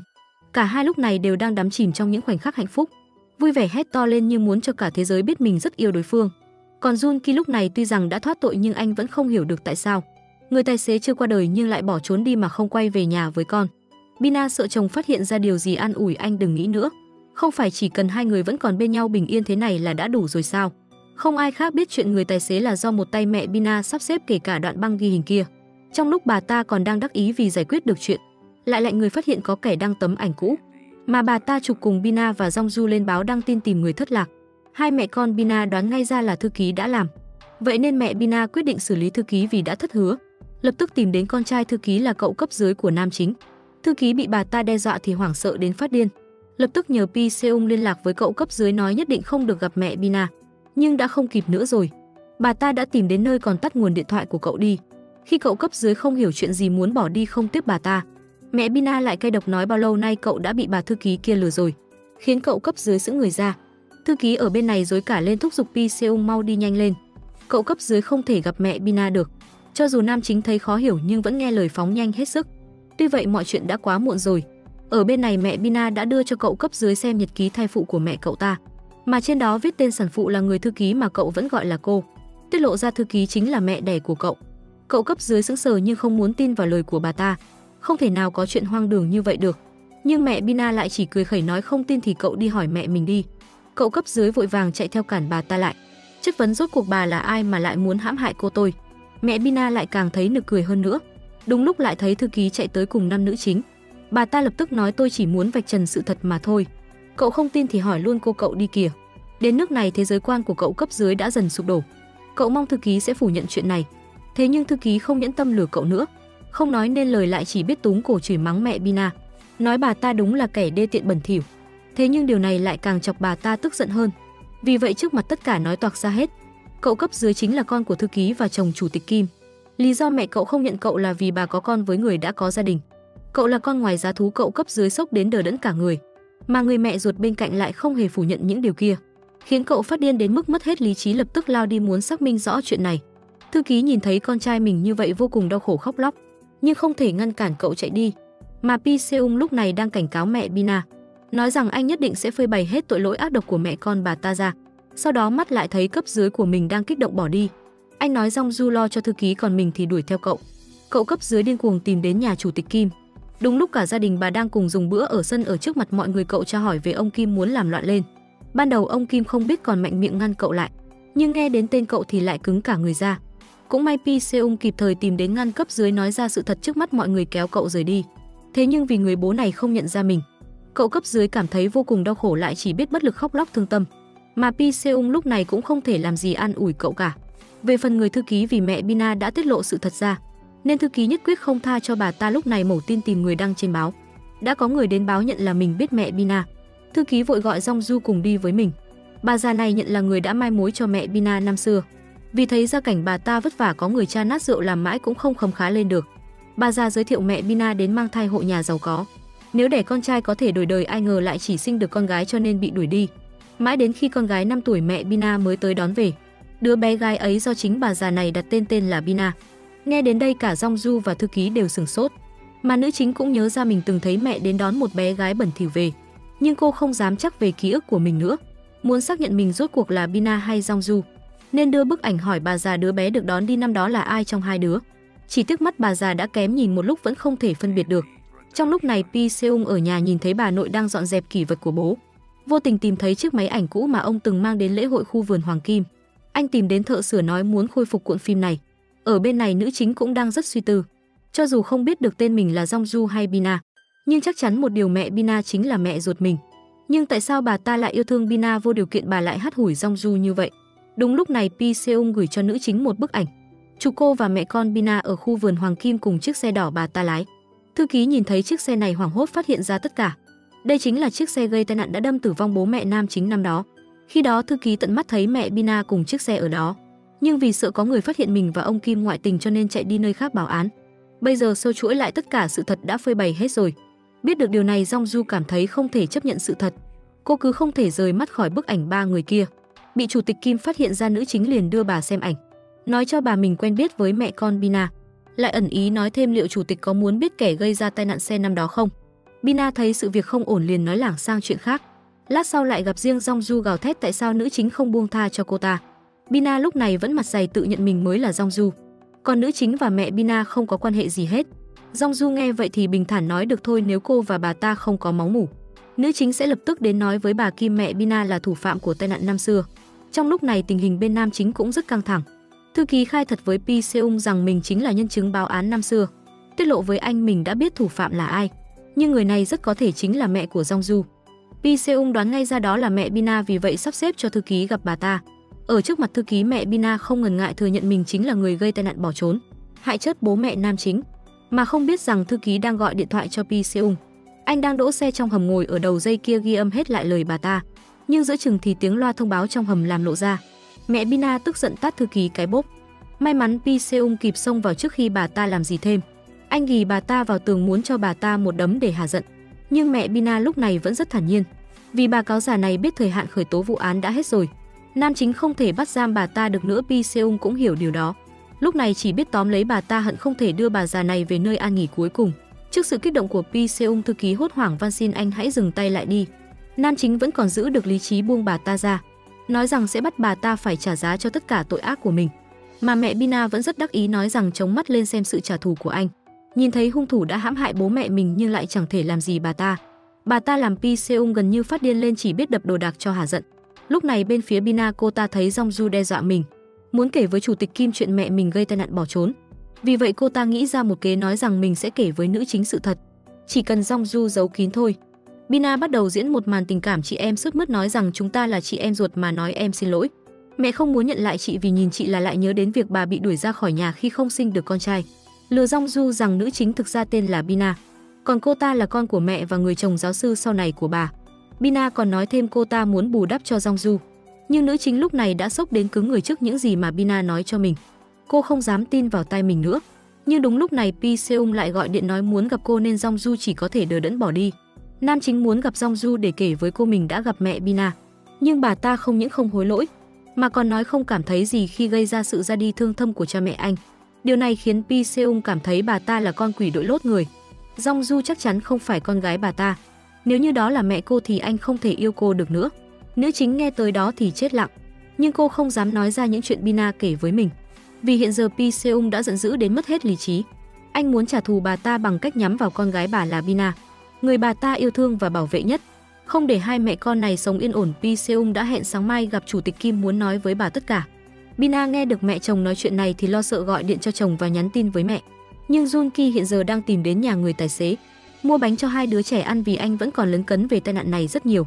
Về phần mẹ Bina, bà ta đang đến nhà của Pi Seung, nam chính biết được thì chạy thẳng về nhà. Thấy bà ta bộ dạng chật vật nhất quyết muốn gặp bà nội anh. Pi Seung tức giận đẩy bà ta ngã xuống đất muốn bà ta nhanh nhanh cút đi cho khuất mắt. Nhưng đúng lúc này bà nội lại cho gọi mẹ Bina vào trong. Ở trước mặt bà nội, mẹ Bina quỳ xuống van xin sự tha thứ, nói rằng mình đã hại con trai bà. Rõ ràng phút trước vẫn còn đắc ý trước mặt Pi Seung không thèm ân hận nhận lỗi, bây giờ lại làm như đau khổ lắm, lại còn ẩn ý có chuyện khó nói. Bà nội lúc này đã đau khổ lắm rồi, luôn miệng gọi bà ta là kẻ thù ác, bây giờ đến thì còn có ích gì. Nhưng khi Bina chạy và quỳ xuống cạnh bà ta, kế hoạch của hai mẹ con cáo già này mới lộ ra. Bina và mẹ vừa khóc lóc vừa ở trước mặt mọi người vui cho Jongju, nói nữ chính là kẻ làm lạc tay lái của mẹ cho nên mẹ Bina mới gây ra tai nạn xe. Tất cả mọi người ở đó đều ngơ ngẩn ra, kể cả Jongju cũng sốc không nói nên lời, cô không dám tin tưởng vào điều gì nữa, kể cả ký ức của mình. Đứng trước lời chất vấn của bà nội rằng con là con gái của tên biến thái này hay sao? Vụ tai nạn cũng là do con gây ra hay sao? Jongju tuyệt vọng nói rằng mình thật sự không biết gì hết rồi vội vàng bỏ đi. Lúc này mẹ Bina nở nụ cười đắc thắng, kế hoạch của bà ta xem ra đã thành công. Pi Seung ngay lập tức chạy theo Jongju, nữ chính lúc này đang khóc lóc tuyệt vọng. Cho dù anh có trấn an nói rằng hai mẹ con kia chỉ nói dối vì đạt được mục đích mà lừa dối tất cả, nhưng nữ chính không dám tin vì cô sợ ký ức của mình là sai.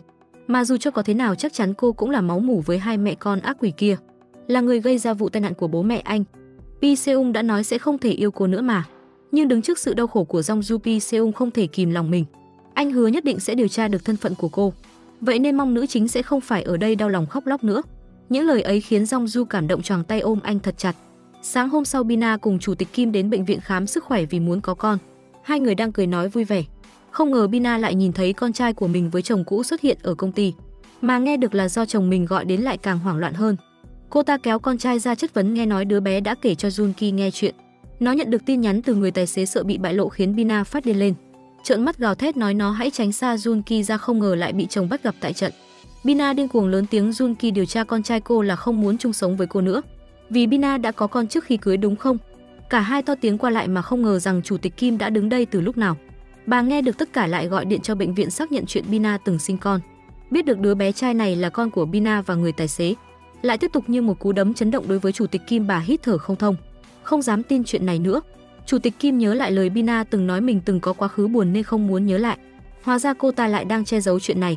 Bà Kim cảm thấy cô ta đúng là một người phụ nữ xấu xa và ghê tởm, dám che giấu quá khứ tội lỗi để lừa kết hôn với con trai bà. Chủ tịch Kim muốn gọi cho con trai, đồng thời thuê luật sư để đuổi đứa con dâu này ra khỏi nhà. Nhưng ông chồng lập tức ngăn lại, nói rằng làm như vậy có thể khiến hai người mất con trai. Chắc chắn Bina đã nắm được điểm yếu của Junki, nên con trai ông dù biết chuyện mới vẫn chấp nhận tiếp tục. Bà Kim nghe vậy thì bất lực, không thể tin nổi chuyện này lại xảy ra với gia đình mình. Mặt khác, Junki vì tội lỗi với người tài xế nên mới muốn đưa hai đứa trẻ đến đây, dẫn chúng đi ăn để bù đắp. Bina nghĩ thế nào lại quyết định đi cùng anh. Trong bữa ăn, đứa bé trai dường như cố ý thăm dò, tiết lộ ra chuyện mình giỏi cắt giấy nghệ thuật giống như mẹ của mình vậy.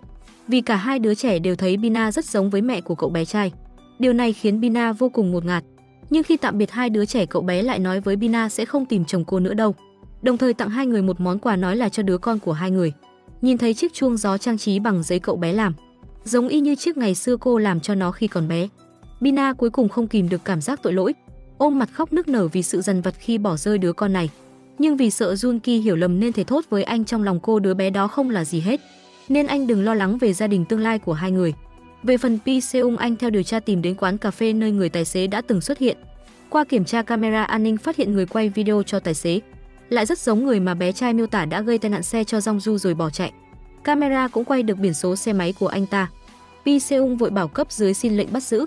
Còn Jongju lúc này không chịu nổi cảm giác bức bối nữa. Cô quyết định phải đi tìm lại thân phận, ngồi xe trở về quê cũ của mẹ, tìm gặp lại bà già kia, muốn tra hỏi về gia đình từng đuổi mẹ đi. Thế nhưng bà già nói bọn họ đã phá sản, gia đình ly tán hết rồi. Ôm cảm giác thất vọng, Jongju lại nghĩ tới tìm về khu vườn Hoàng Kim, nơi dường như là khởi đầu của mọi thứ, muốn dựa vào chốn cũ tìm lại ký ức năm xưa của mình. Pi Seung thấy không liên lạc được với Jongju cũng bám theo cô tìm đến nơi này. Tại đây, nữ chính nhớ lại hình bóng của mình lúc nhỏ, mà Pi Seung cũng nhớ tới kỷ niệm cũ với người bố đã mất của mình. Hai người theo chân hình bóng bản thân ngày bé, cứ tiếp tục chạy mãi như muốn đuổi theo phần ký ức mà bản thân đã lãng quên, cho đến khi những con đom đóm dẫn họ tới một cây cầu. Jongju ngẩn người nhớ ra khi bé mình bị lạc mẹ nên khóc lóc mãi. Có một cậu bé đã nắm tay cô an ủi, hát cho cô nghe bài hát về những con đom đóm. Cậu bé ấy chính là nam chính mà cô ngày bé cũng giới thiệu với Pi Seung mình tên là Jongju. Anh còn từng khen tên cô đẹp, cả hai người đồng thời nhớ ra lập tức vỡ òa trong cảm xúc. Xác nhận tên nữ chính thật sự là Jongju chứ không phải Bina. Cùng lúc đó tại nhà Chủ tịch Kim, Junki biết mẹ đã phát hiện ra quá khứ của Bina, muốn theo cô cùng vào nhận lỗi, nhưng bà Kim lại hạ lệnh chỉ muốn gặp riêng Bina mà thôi. Junki không an tâm vẫn theo vợ xuống nhà, không ngờ bà Kim gọi cả bên thông gia đến. Ở trước mặt tất cả mọi người nói không thể tin được, con dâu lại che giấu quá khứ dơ bẩn đó để lừa kết hôn với con trai bà, chỉ vì cô ta muốn bước chân vào nhà giàu có. Điều đó khiến Chủ tịch Kim cảm thấy rất ghê tởm, muốn Bina dọn đồ đạc và cút khỏi nhà mình ngay. Mẹ Bina thấy việc bại lộ nhưng vẫn giả vờ bình tĩnh, nói rằng con gái mình không phải muốn đào mỏ. Việc bà Kim vu oan như vậy khiến mẹ Bina khó chịu. Vốn dĩ có rất nhiều người theo đuổi con gái, nhưng vì Bina chỉ yêu Junki nên mới đồng ý gả. Nhưng Bina thấy Chủ tịch Kim tức giận thì chủ động van xin bà đừng đuổi cô. Tuy vậy bà Kim chỉ lạnh lùng nói cô tránh xa bà ra. Đến nước này mẹ Bina ra con át chủ bài cuối cùng, tiết lộ chuyện con gái bà đang mang thai. Nếu bà Kim muốn đuổi con dâu đi thì hai mẹ con bà sẽ tự nuôi. Ai nấy đều rất sửng sốt, kể cả Bina. Nhưng bà Kim ngoài mặt vẫn rất cứng rắn tỏ vẻ mình sẽ không quan tâm. Mẹ con Bina muốn làm gì thì cứ làm đi. Thế nhưng chuyện này lại giày vò Bina, cô ta thấy hối hận về sai lầm quá khứ của mình. Nghĩ rằng mình không đủ tư cách làm mẹ, cũng may vẫn còn chồng bên cạnh ủng hộ. Mặt khác lúc này Jongju ở khu vườn Hoàng Kim cảm thán đúng là định mệnh sắp đặt. Không ngờ cô và Pi Seung lại quen biết với nhau từ nhỏ. Nhờ phần ký ức gặp anh lúc bé này mà cô mới nhớ ra được tên thật của mình. Ngày mai Jongju sẽ trở về đối mặt trực tiếp với mẹ Bina. Nhất định sẽ tìm ra thân phận thật, cô chỉ sợ nếu bà ta thật sự là mẹ mình, bà nội sẽ rất buồn. Nhưng Pi Seung sau chuyện này lại nói với cô có những người đã định sẵn là có duyên, được nối với nhau bằng sợi chỉ đỏ. Dù có như thế nào định mệnh cũng sẽ khiến hai người gặp nhau. Mà anh cảm thấy giữa hai người chính xác là như vậy, là một loại duyên số rất thần kỳ. Trong giây phút ấy Pi Seung bảo rằng không khí rất hợp, để anh nói chuyện quan trọng này với Jongju. Nữ chính nghe thấy vậy liền nghiêm túc trở lại, trong lòng 10 phần mong chờ. Mà Pi Seung lại vẫn như mọi lần. Đầu tiên phải trêu chọc Jongju trước để cô phải kêu ầm lên đuổi đánh anh. Sau đó lại dọa cô có con chuột để Jongju tự nhào vào lòng anh, khiến nữ chính cũng cạn lời. Lúc này Pi Seung mới nghiêm túc được thẳng thắn bày tỏ muốn kết hôn với Jongju. Hai người ôm lấy nhau thật chặt, nữ chính nở nụ cười hạnh phúc xem như là đồng ý. Trong lúc này bà nội lại muốn tìm đến chủ tịch Kim. Vì nhớ ra di nguyện của con trai, năm xưa ông từng mua cổ phần của công ty bà Kim chuyển nhượng lại cho con trai. Vì muốn tiếp tục phát triển quỹ chữa bệnh hiểm nghèo cứu người. Chủ tịch Kim gặp bà nội thì tay bắt mặt mừng. Nhưng cũng tò mò sao lâu như vậy bà nội mới tìm đến. Bà nội cũng không giấu gì nói vì gần đây phát hiện ra hung thủ tông xe trúng con trai mình, nên mới nhớ lại chuyện này. Bà Kim nghe vậy thì sửng sốt, liên tục chất vấn người hung thủ này là ai. Mặc cho bà nội từ chối không muốn nhắc. Khi nghe Jongju cũng biết tên tội phạm thì chủ tịch càng kích động hơn. Ôm lấy vai nữ chính gặng hỏi. Đúng lúc này mẹ Bina xuất hiện. Vì hiểu lầm Jongju cố ý muốn tiết lộ cho bà Kim, mẹ Bina giơ tay định tát cô. Nhưng nữ chính đã không nhẫn nhịn nữa rồi lập tức chặn tay của bà ta lại. Trước con mắt kinh ngạc của mọi người, mặc cho mẹ Bina lớn giọng mắng mỏ, Jongju bình tĩnh nói: cô không thấy mình làm gì đáng bị đánh, mong bà ta đừng làm loạn nữa.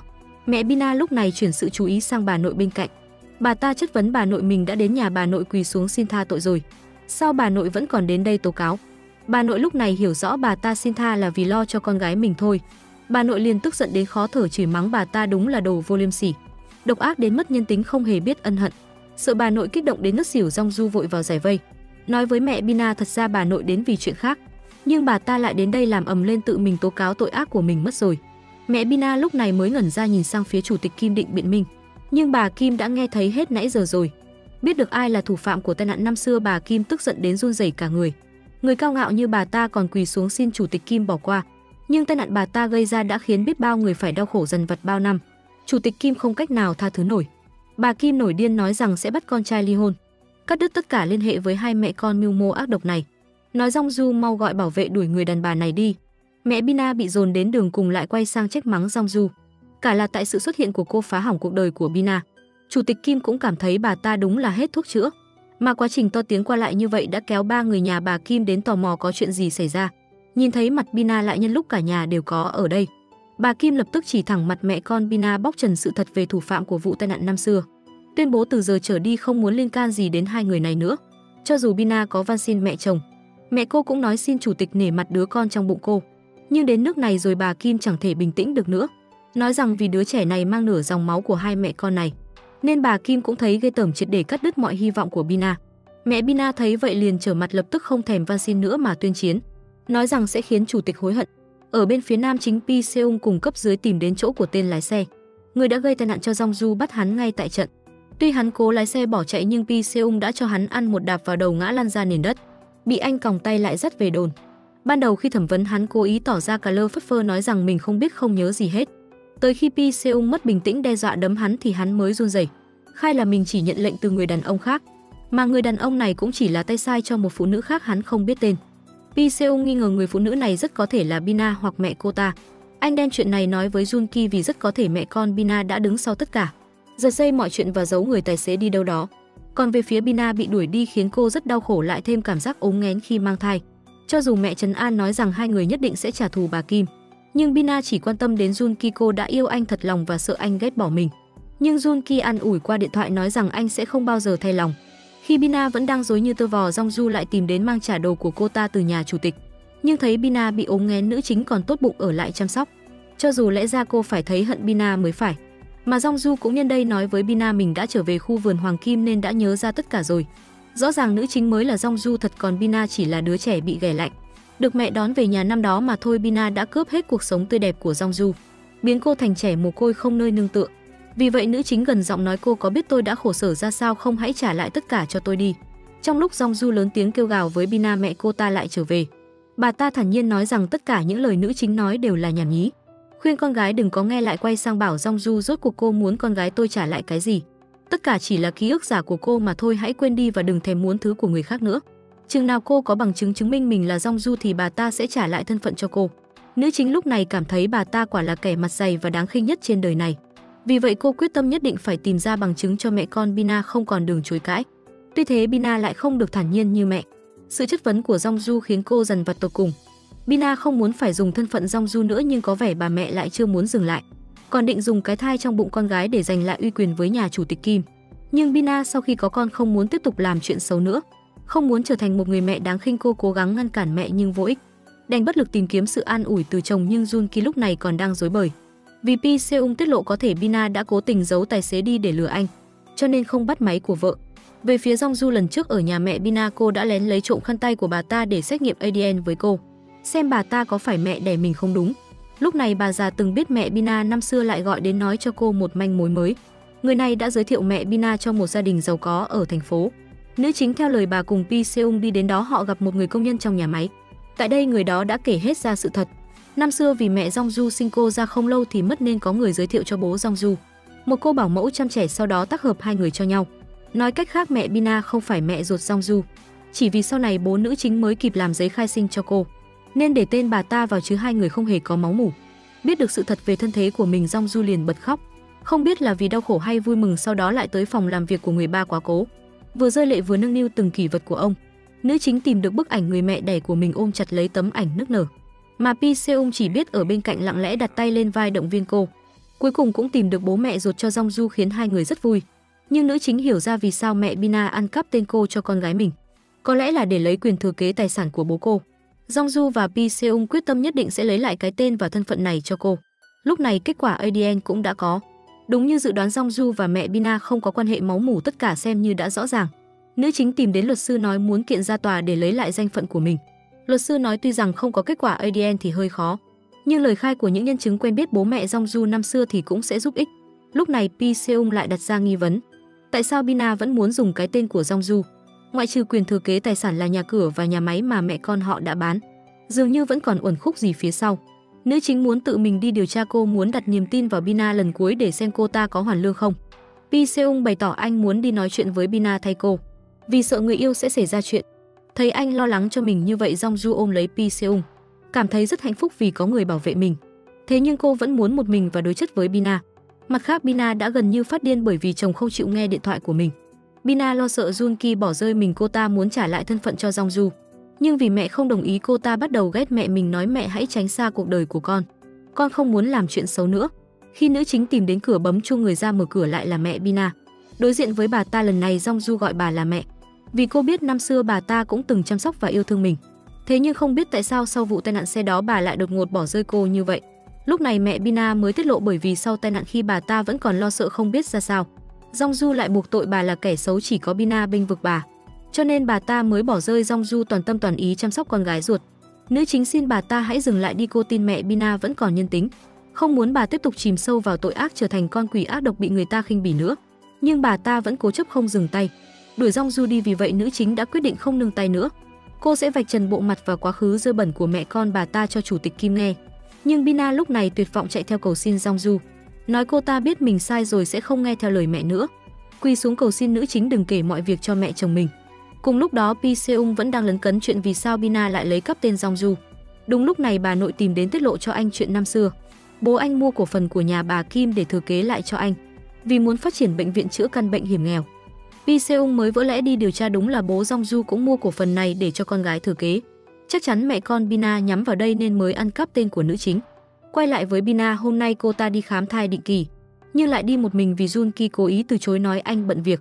Bina được bác sĩ cho nghe tiếng tim đập của thai nhi, vừa hạnh phúc vừa đau lòng vì được làm mẹ nhưng người chồng lại bỏ rơi mình. Nhưng không ngờ khi Bina khám đi ra thì Junki lại xuất hiện. Cô muốn đuổi chồng đi nhưng Junki đã ôm chặt lấy Bina và nhận lỗi với vợ. Có chồng ở bên cạnh, Bina thổ lộ mình thật sự yêu anh rất nhiều và cô sẽ cố hết sức để được mẹ chồng tha thứ. Jongju lúc này đang ôm di ảnh của mẹ mình. Cô nhớ lại lời Bina đã van xin cô đừng nói với bà Kim. Bina sẵn sàng làm bất cứ điều gì, chuyện này làm nữ chính cảm thấy rất khó xử. Pi Seung biết cô không vui nhưng lại cứ giấu mình. Anh kéo Jongju nằm xuống gối đầu lên tay mình, nói rằng mình nhất định sẽ giúp nữ chính lấy lại thân phận của cô. Nằm bên cạnh anh, Jongju cảm thấy thực sự rất hạnh phúc. Hóa ra nếu kết hôn chính là như vậy. Cô sẽ có một mái nhà thật sự, một trụ cột luôn che chở và bảo vệ mình. Nam chính lại nói vậy phải nhanh chóng kết hôn với Jongju mới được, nói đoạn liền hôn lên trán cô. Ngụ ý sẽ bảo vệ nữ chính suốt đời. Lúc này bên phía chủ tịch Kim căn bệnh ngày càng trở nặng. Cùng những áp lực gần đây khiến bà mơ thấy ác mộng, mơ thấy mình hoàn toàn bị mù. May mắn khi tỉnh dậy vẫn còn nhìn thấy được. Jongju lo lắng cho sức khỏe của chủ tịch và muốn bà hủy sự kiện hôm nay. Nhưng bà Kim gạt đi vì hôm nay là sự kiện quan trọng, ảnh hưởng đến tập đoàn và con trai sau này nên bà không thể hủy bỏ. Khi bước đến tập đoàn, một đám phóng viên ùa ra phỏng vấn, khiến chủ tịch Kim không hiểu chuyện gì. Mà bọn họ còn cố ý nhắc đến con dâu bà là Bina sẽ phụ trách dự án này đúng không? Hóa ra chuyện này chính là do Bina sắp đặt. Cô ta muốn bước chân lại về nhà bà Kim, ở trước mặt mọi người giả vờ niềm nở điều hành sự kiện với mẹ. Nhưng sau lưng mọi người chủ tịch Kim sai Jongju hãy đuổi Bina đi, bà không muốn thấy cô ta nữa. Ai ngờ Bina lúc này mới xuất chiêu, bày ra bộ dạng ốm nghén tiết lộ với cánh truyền thông rằng mình đã mang thai cháu của bà Kim, khiến bà trở tay không kịp. Cùng lúc đó bên phía nam chính, Pi Seung đã điều tra được tung tích của tay sai của mẹ con Bina, người đã giúp bà ta giấu người tài xế đi. Gã ta hiện giờ đang trốn ở quán net xong việc rồi muốn mua vé bỏ trốn ra nước ngoài. Nhưng Pi Seung đã mang cảnh sát ập tới khám xét quán net. Gã ta thấy điểm chẳng lành muốn lùi đi nhưng không kịp nữa. Thấy Pi Seung đã phát hiện ra gã liều ẩu đả với cảnh sát, bị nam chính cho một đấm ngã văng ra, sau đó bị gô cổ lại ngay lập tức. Mà mẹ Bina bên này không hay biết chuyện bà ta trả tiền cho gã tay sai còn lại như lời hứa. Nhưng đâu nào ngờ giao dịch giữa họ đã bị con rể nhìn thấy. Jun Ki nhớ lại lời nam chính, có thể mẹ con Bina đứng sau tất cả, cố tình giấu người tài xế đi còn thuê người hại Jongju. Anh bán tín bán nghi quyết định bám theo mẹ vợ. Không ngờ tới bà ta lại thật sự tới bệnh viện để gặp người tài xế kia. Khoảnh khắc bước vào phòng bệnh thấy người tài xế mà trước giờ Bina lừa anh là người đó đã qua đời rồi. Jun Ki dường như không dám tin vào mắt mình nữa, đứng chết lặng ra. Nhìn thấy mẹ vợ ở cùng với người tài xế kia, Jun Ki chính thức suy sụp. Anh lớn tiếng chất vấn tại sao bà ta lại ở đây. Mẹ Bina hốt hoảng trước sự xuất hiện của con rể nhưng sợ anh làm loạn trước mặt tài xế, vội kéo Jun Ki đi, hứa sẽ giải thích với anh ta mọi việc. Niềm tin của Jun Ki lúc này đã sụp đổ rồi, anh trách móc mẹ vợ tại sao bà lại có thể làm như vậy. Vì muốn con gái kết hôn với anh nên cố tình để anh nghĩ mình tông người đăng xuất, lợi dụng chuyện này muốn uy hiếp gia đình anh sao. Chuyện này khiến Jun Ki ghê tởm người mẹ này và cả Bina nữa. Thấy con rể mình mất niềm tin vào Bina, bà ta bắt đầu hoảng sợ, vì vậy nhận hết trách nhiệm về phía mình, nói rằng Bina không biết gì hết. Jun Ki nửa tin nửa ngờ, nhưng vẫn tức giận chất vấn, nói lẽ ra mẹ phải nói sớm cho con biết trước. Nhưng mẹ vợ lại nói ra chuyện này để làm gì? Người tài xế đã quên hết tất cả ký ức về vụ tai nạn ngày hôm đó rồi. Điều này khiến Jun Ki sững người ra vì ngạc nhiên. Lúc này mẹ vợ lại dỗ ngọt anh không cần thấy tội lỗi. Khi nào Jun Ki lên được chức chủ tịch, bà ta sẽ thả người tài xế ra, xem như là kết thúc vụ này êm đẹp. Mặt khác ở bên phía Bina, khi Jongju nổi cáu trách móc cô ta vì sao lại bày mưu để tiết lộ với truyền thông như vậy, rõ ràng cô ta vẫn mưu mô không hề thay đổi. Nhưng Bina lại nói cô đã hết cách rồi, nhưng cô ta vẫn sẽ trả lại thân phận cho nữ chính và đưa Jongju bản lời khai mà nữ chính yêu cầu, khiến Jongju thật sự không hiểu rốt cuộc tâm tính của cô gái này là thế nào, đã thực sự hoàn lương chưa. Jongju đem bản lời khai của Bina đến luật sư, nhưng ông ta vẫn nói nếu chỉ có lời khai thì rất khó chứng minh thân phận. Khi Jongju đang bất lực thì Pi Seung lại tìm đến. Anh phát hiện ra năm xưa những người ở khu vườn hoàng kim đó có chụp ảnh với con họ, ở cùng một địa điểm với nhau giống như anh và bố. Chắc chắn Jongju và bố cô cũng có tấm ảnh này. Nếu tìm ra có thể chứng minh thân phận của nữ chính rồi. Nhìn tấm ảnh này, Jongju chợt nhận ra Bina từng cho mình xem bức hình tương tự, nhưng đứa trẻ trong hình lại là Bina chứ không phải cô. Pi Seung đoán ngay ra đó có thể là ảnh ghép, bây giờ hai người nhất định phải tìm ra bức hình gốc. Quay lại với Bina, cô ta muốn lấy lòng chủ tịch Kim để được quay về nhà, cố ý nấu cho bà bữa ăn ngon, nhưng bà Kim lạnh lùng gom hết tất cả vứt xuống đất, cương quyết bày tỏ bà không bao giờ muốn chứa chấp Bina. Việc cô ta mưu mô tiết lộ cái thai cho truyền thông chỉ càng làm bà ghê tởm thôi. Thấy mẹ chồng nhất quyết không tha thứ, Bina tuyệt vọng nhưng vẫn cố chấp không bỏ đi mà quỳ dưới phòng bếp, muốn ở đó đến khi bà Kim chấp nhận cô mới thôi. Khi Jun Ki quay về nhà bắt gặp cảnh vợ mình đang quỳ thì tức điên lên. Lần này Jun Ki lao thẳng vào phòng tuyên bố với mẹ anh sẽ làm theo ý mình. Mẹ sẽ không thể chia cắt anh và vợ đâu. Nhìn thấy con trai bị đứa con dâu mưu mô ghê tởm kia mê hoặc cả thần trí, bà Kim gườm gườm nhìn Bina, càng căm ghét cô ta hơn bao giờ hết. Nhưng bởi vì con trai tuyên bố không thể nào sống thiếu Bina. Sáng hôm sau, chủ tịch Kim ngoài mặt đành giả vờ hỏi thăm sức khỏe con dâu, nói cô hãy cẩn thận, nhưng cũng khịa thêm cho dù không phải lần đầu cô mang thai, nhưng với con trai bà thì đây chính là đứa con đầu lòng. Vì lấy lòng bà Kim, Bina cũng hứa sẽ thay đổi và không liên lạc với mẹ mình nữa. Lúc bà ta gọi đến, Bina cũng nói thẳng con sẽ tạm thời không liên hệ với mẹ nữa đâu. Mẹ đừng tìm con, nói xong lạnh lùng cúp máy. Nhưng đương nhiên mẹ Bina sao có thể cam tâm để con gái vượt khỏi tầm kiểm soát của mình như vậy được. Bà ta mò đến tập đoàn tìm con gái. Lúc này Bina đang ở cùng gia đình chủ tịch. Có cả Jongju là thư ký của bà Kim nên cũng đi theo. Lúc này nữ chính nói muốn nhờ Bina vì cô biết Bina từng chỉnh sửa tấm ảnh cô chụp với bố, nên muốn xin lại tấm ảnh gốc. Bina nói tấm ảnh mẹ mình lại đang giữ.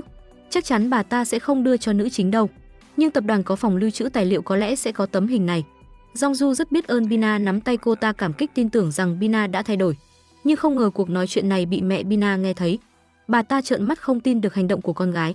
Vì vậy quyết định tự mình đi tới phòng tài liệu tìm kiếm tài liệu này và muốn hủy nó đi trước khi nữ chính tìm được. Jongju chậm chân một bước, khi cô đến nơi thì tài liệu đã ở trong tay bà ta rồi. Cô điên cuồng đuổi theo muốn giành lại. Nhưng mẹ Bina chạy đến nhà vệ sinh muốn phi tang bức ảnh này đi.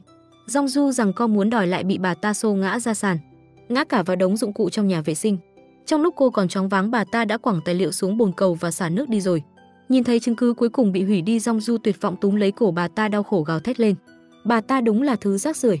Còn mẹ Bina lúc này nhìn cô với con mắt của kẻ chiến thắng, không một chút ân hận tội lỗi. Khi Jongju nghĩ rằng tất cả hy vọng đã bị dập tắt, đau khổ và đờ đẫn rời đi, Pi Seung lại gọi điện cho cô. Anh đã tìm hiểu được rằng tài liệu quan trọng của tập đoàn ngoài bản cứng mẹ Bina đã hủy đi, còn được lưu trữ ở bản mềm nữa. Nam chính đã tìm ra được rồi, khoảnh khắc bức hình chụp bố và bản thân hồi nhỏ được chiếu lên màn hình. Jongju như tìm lại được ánh sáng cuối đường hầm. Cô ôm mặt bật khóc nức nở, cuối cùng cũng có thể xác minh được thân phận thật sự của bản thân rồi. Đây chính là khao khát của Jongju suốt bao nhiêu năm qua. Pi Seung lúc này lại nói thêm có lẽ bố nữ chính sợ một ngày cô sẽ bị bỏ rơi, nên mới chụp tấm ảnh này rồi lưu trữ lại để ngày hôm nay toàn bộ sự thật được phơi bày. Có bức hình này trong tay, Jongju giờ đã có thể lột trần tội ác của mẹ Bina rồi. Công lý luôn đứng về phía người lương thiện. Mà đúng lúc này cấp dưới còn báo cho Pi Seung đã tìm ra tung tích người tài xế mất tích. Giờ cảnh sát đang chạy đua với mẹ Bina, nhất định phải tìm đến chỗ tài xế trước mụ đàn bà xấu xa kia. Khi mẹ Bina tìm đến con gái, bà ta khuyên nhủ con nhất định phải giữ lấy danh phận Jongju, bởi bố nữ chính đã để lại cho Jongju cổ phần của tập đoàn nhà chủ tịch Kim. Dựa vào số cổ phần này, cho dù Bina có bị chồng bỏ rơi, con gái cũng có thể có được quyền lực.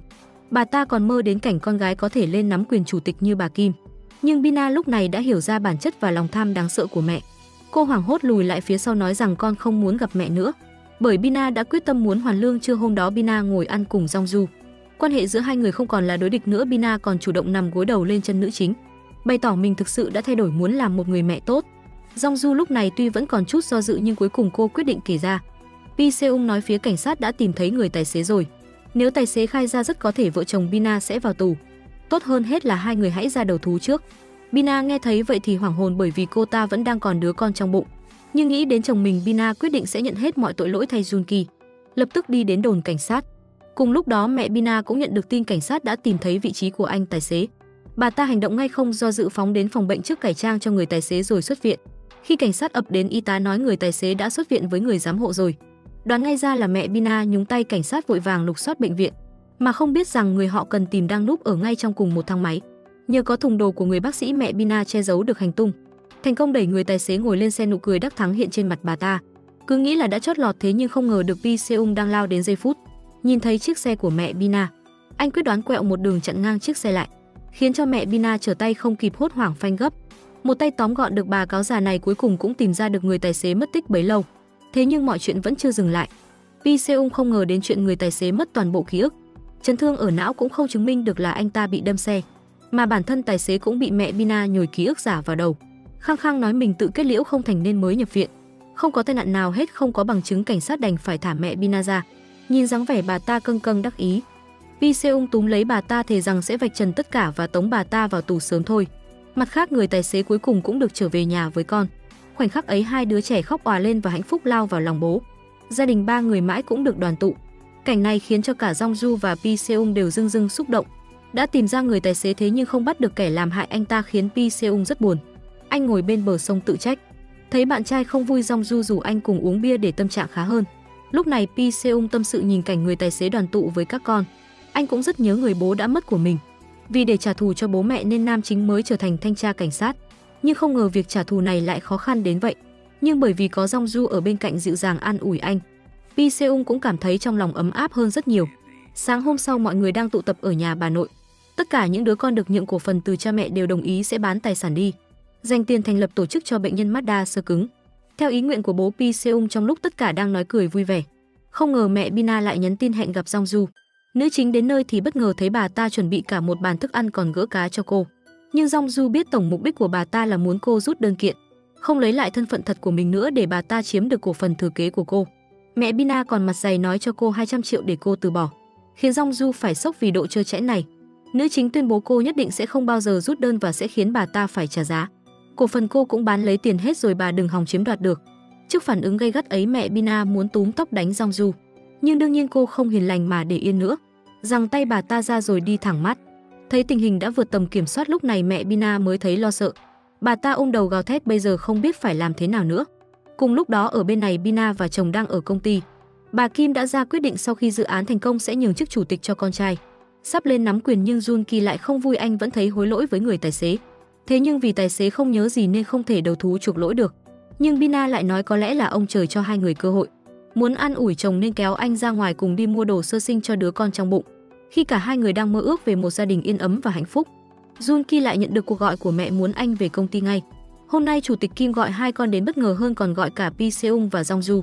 Tụ họp tất cả mọi người lại một chỗ muốn nói chuyện quan trọng. Trước tiên Pi Seung muốn nhắc đến chuyện người tài xế. Anh nói với Jun Ki trên tư cách một người bạn, muốn Jun Ki ra đầu thú nhưng có vẻ như anh ta vẫn còn rất do dự. Cả Bina cũng nói đỡ cho chồng, muốn Pi Seung dừng lại không truy cứu vụ này nữa. Nhưng nam chính đã nhất quyết phải truy đến cùng vụ này rồi anh sẽ không buông bỏ. Ngay lúc này chủ tịch Kim còn thông báo một tin chấn động hơn. Nếu Jun Ki không chia tay với Bina, bà bắt anh viết đơn từ bỏ quyền thừa kế, quyết định quyên góp hết cổ phần cho tổ chức cứu trợ bệnh nhân đa xơ cứng, bổ nhiệm Pi Seung và Jong Ju lên làm giám đốc điều hành tổ chức. Vì bà không thể tin tưởng giao phó sản nghiệp cả đời vào tay con trai. Nếu con còn ở bên Bina, điều này không khác gì một cú tát vào mặt hai vợ chồng Jun Ki. Anh ta không tin được mẹ lại nhẫn tâm như vậy.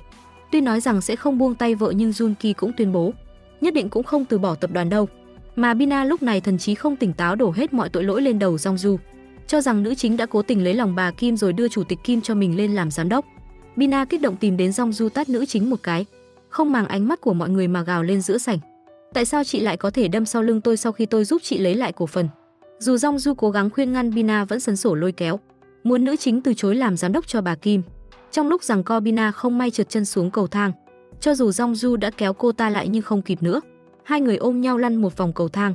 Lúc này Jun Ki vừa hay đi qua nhìn thấy vội vàng chạy tới đỡ vợ. Sau cú ngã tai hại này, Bina chỉ biết ôm bụng gào khóc, vì nhớ tới đứa con đang ở trong bụng, nhưng đứa bé đã vì vậy mà không còn nữa rồi.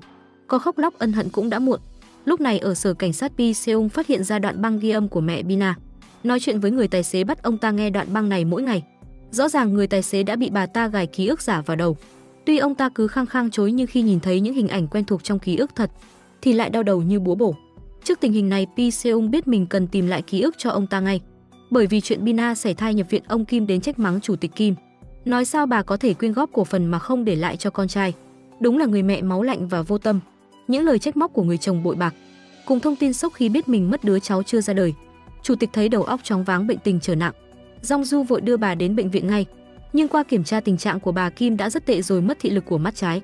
Bác sĩ khuyên bà mau bỏ việc để nghỉ ngơi. Nhưng với tình hình loạn lạc này, sao bà có thể dừng quản lý việc nổi?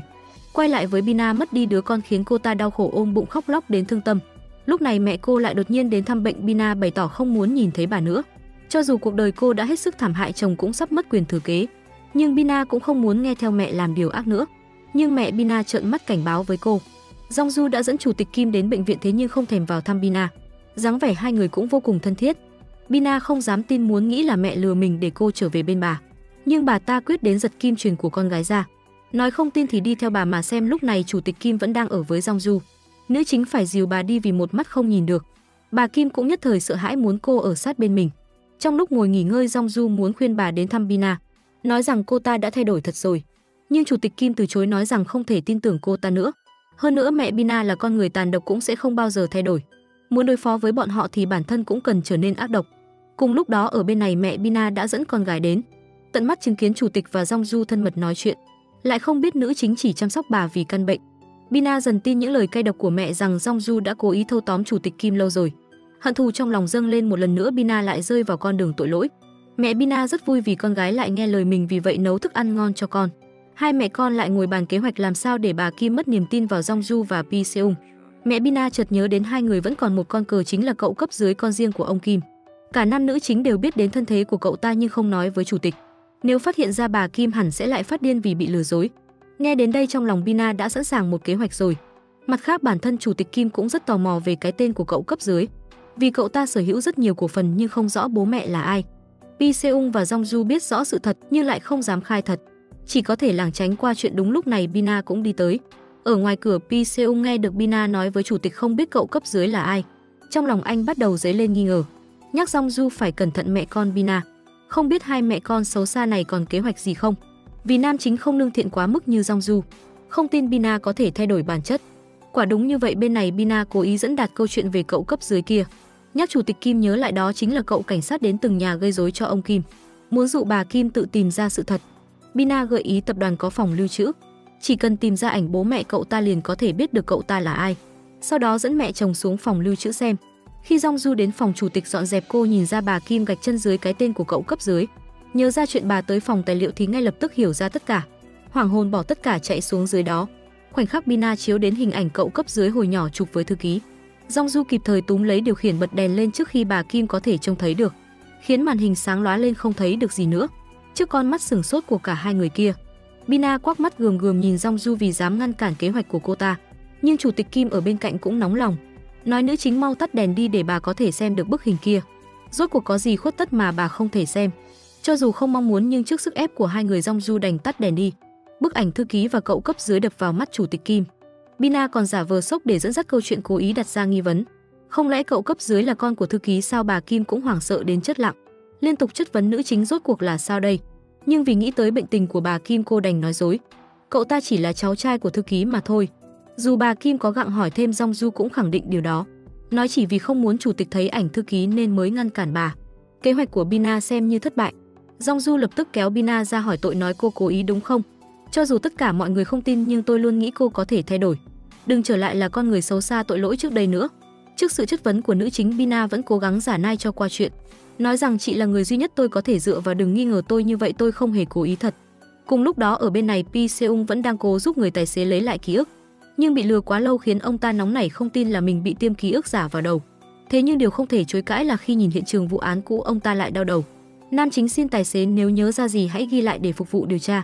Mà khoảnh khắc ngồi vào ô tô, tài xế đột nhiên ôm đầu nhớ lại mình từng được chở đi trên chiếc xe có gắn phụ kiện hình đôi môi đỏ. Qua điều tra, cảnh sát phát hiện đó chính là xe của Bina. Chân tướng đã tới rất gần rồi, bỏ qua chính sự căng thẳng. Hôm nay Jongju cuối cùng cũng chính thức lấy lại tên họ. Cô cùng Pi Seung đứng trước mộ bố mẹ mình, xúc động bày tỏ cuối cùng cũng tới được đây. Tại đây nam chính cũng thưa chuyện với bố mẹ, nói rằng xin hai người hãy yên nghỉ, từ giờ anh sẽ chăm sóc Jongju thật tốt để cô không còn đau khổ nữa. Hai người hạnh phúc dựa vào nhau, cũng đã dự định cho một lễ đính hôn hạnh phúc. Trước sự chứng kiến của mọi người ở lễ đính hôn, bà nội cảm ơn Jongju vì đã giúp bà nhìn thấy được ngày cháu trai kết hôn. Đó là trăn trở cả đời của bà nội, cũng chúc hai người sẽ hạnh phúc. Tới lượt hai nhân vật chính phát biểu. Pi Seung nhớ lại tất cả kỷ niệm trước đây, nghĩ rằng Jongju quả đúng là một kẻ trộm. Ban đầu thì trộm tiền, sau lại lấy mất trái tim anh, vì vậy sẽ giam giữ cô ở bên anh cả đời. Lời xến xúa này khiến tất cả quan khách đều phấn khích vỗ tay. Còn về nữ chính, cô bày tỏ mình rất hạnh phúc vì cuối cùng cũng có một gia đình ấm áp đúng nghĩa. Thế nhưng mọi chuyện không êm đẹp ở đó. Bà Kim vẫn giữ mối nghi ngờ về cậu cấp dưới, nghi rằng cậu là con chồng mình, và thư ký cố ý thử lòng xem ông Kim có biết là ai không. Ông Kim tuy trước mặt vợ đóng kịch nói không quen biết cậu ta, nhưng sau lưng đã hốt cả lên, vội vàng lái xe đến lễ đính hôn của Jongju để tìm gặp thư ký. Bina biết chuyện này cũng cố ý tiết lộ với mẹ chồng để bà Kim cho xe đuổi phía sau. Đồng thời mẹ Bina tấn công bên phía Junki, nói sự thật với anh ta rằng cậu cấp dưới là em cùng cha khác mẹ của anh, là con của bố anh và thư ký, khiến Junki sốc đến câm nín gần như phát điên lên. Vào đầu bứt tai muốn tìm gặp thư ký, lại cũng được cho biết rằng bà ta đang ở buổi đính hôn của Jongju. Mọi người không hay biết gì vẫn đang nói cười vui vẻ. Bạn thân còn tiết lộ mình đã có thai với cậu cấp dưới, sắp có thêm một thành viên, khiến cả nhà đều rất vui. Ngay lúc này ông Kim lại gọi thư ký ra, bực tức dò hỏi có phải thư ký cố ý đưa tấm ảnh cũ cho chủ tịch để bà Kim phát hiện ra không. Ông ta trách móc thư ký tất cả là tại bà tự ý muốn giữ lại đứa con này. Điều này khiến cả thư ký và cậu cấp dưới tức giận phát điên. Cậu vội lao ra bảo vệ mẹ mình, nói ông không có tư cách làm bố cậu, ông đừng xuất hiện ở đây nữa. Thư ký cũng nói đó là đứa con trai tôi tự nuôi lớn, ông đừng đến đây làm phiền nữa, mà hãy tự giải quyết bên vợ ông đi. Không ngờ khi quay người lại, thư ký phát hiện chủ tịch Kim đã ở ngay phía sau. Nghe được tất cả, cú sốc này cuối cùng đã vượt quá giới hạn của bà Kim rồi. Bà nhìn ba người trước mặt mà không thể tin được. Cho dù thư ký có nói đứa con này chỉ là quyết định của riêng thư ký, không liên quan gì đến ông Kim hết, cậu cấp dưới cũng không biết nên mong bà Kim đừng trách móc cậu. Nhưng chủ tịch Kim đã chính thức bùng nổ. Bà túm cổ thư ký gào thét cậu ta sinh ra đã là tội ác vì đã phá hủy gia đình của bà. Tại sao thư ký lại có thể trơ trẽn nói rằng không liên quan gì đến bà Kim chứ? Sự kích động này kéo tất cả mọi người ở lễ đính hôn chạy ra can ngăn chủ tịch lại. Nhìn từng gương mặt quen thuộc trước mặt mình, bà Kim cuối cùng cũng tuyệt vọng thốt ra. Hóa ra bấy lâu nay tất cả mọi người đã lừa dối bà. Biết sự thật nhưng không nói ra xem bà như con ngốc, nhất là Dong Du, người bà luôn tin tưởng. Bây giờ bà không thể đặt niềm tin vào bất cứ ai được nữa rồi. Cơn kích động này cũng khiến bệnh tình của bà Kim phát tác, đau đớn ngã ra nền đất. May thay Jun Ki đến kịp lúc hai đứa con dìu bà rời đi. Dong Du lúc này bàng hoàng cả người, không hiểu tại sao mọi chuyện lại thành ra như vậy. Cứ như có ai đã cố tình sắp xếp vậy. Mà Pi Seung ở bên cạnh hiểu ra ngay, không thể nào bà Kim lại trùng hợp có mặt như vậy được.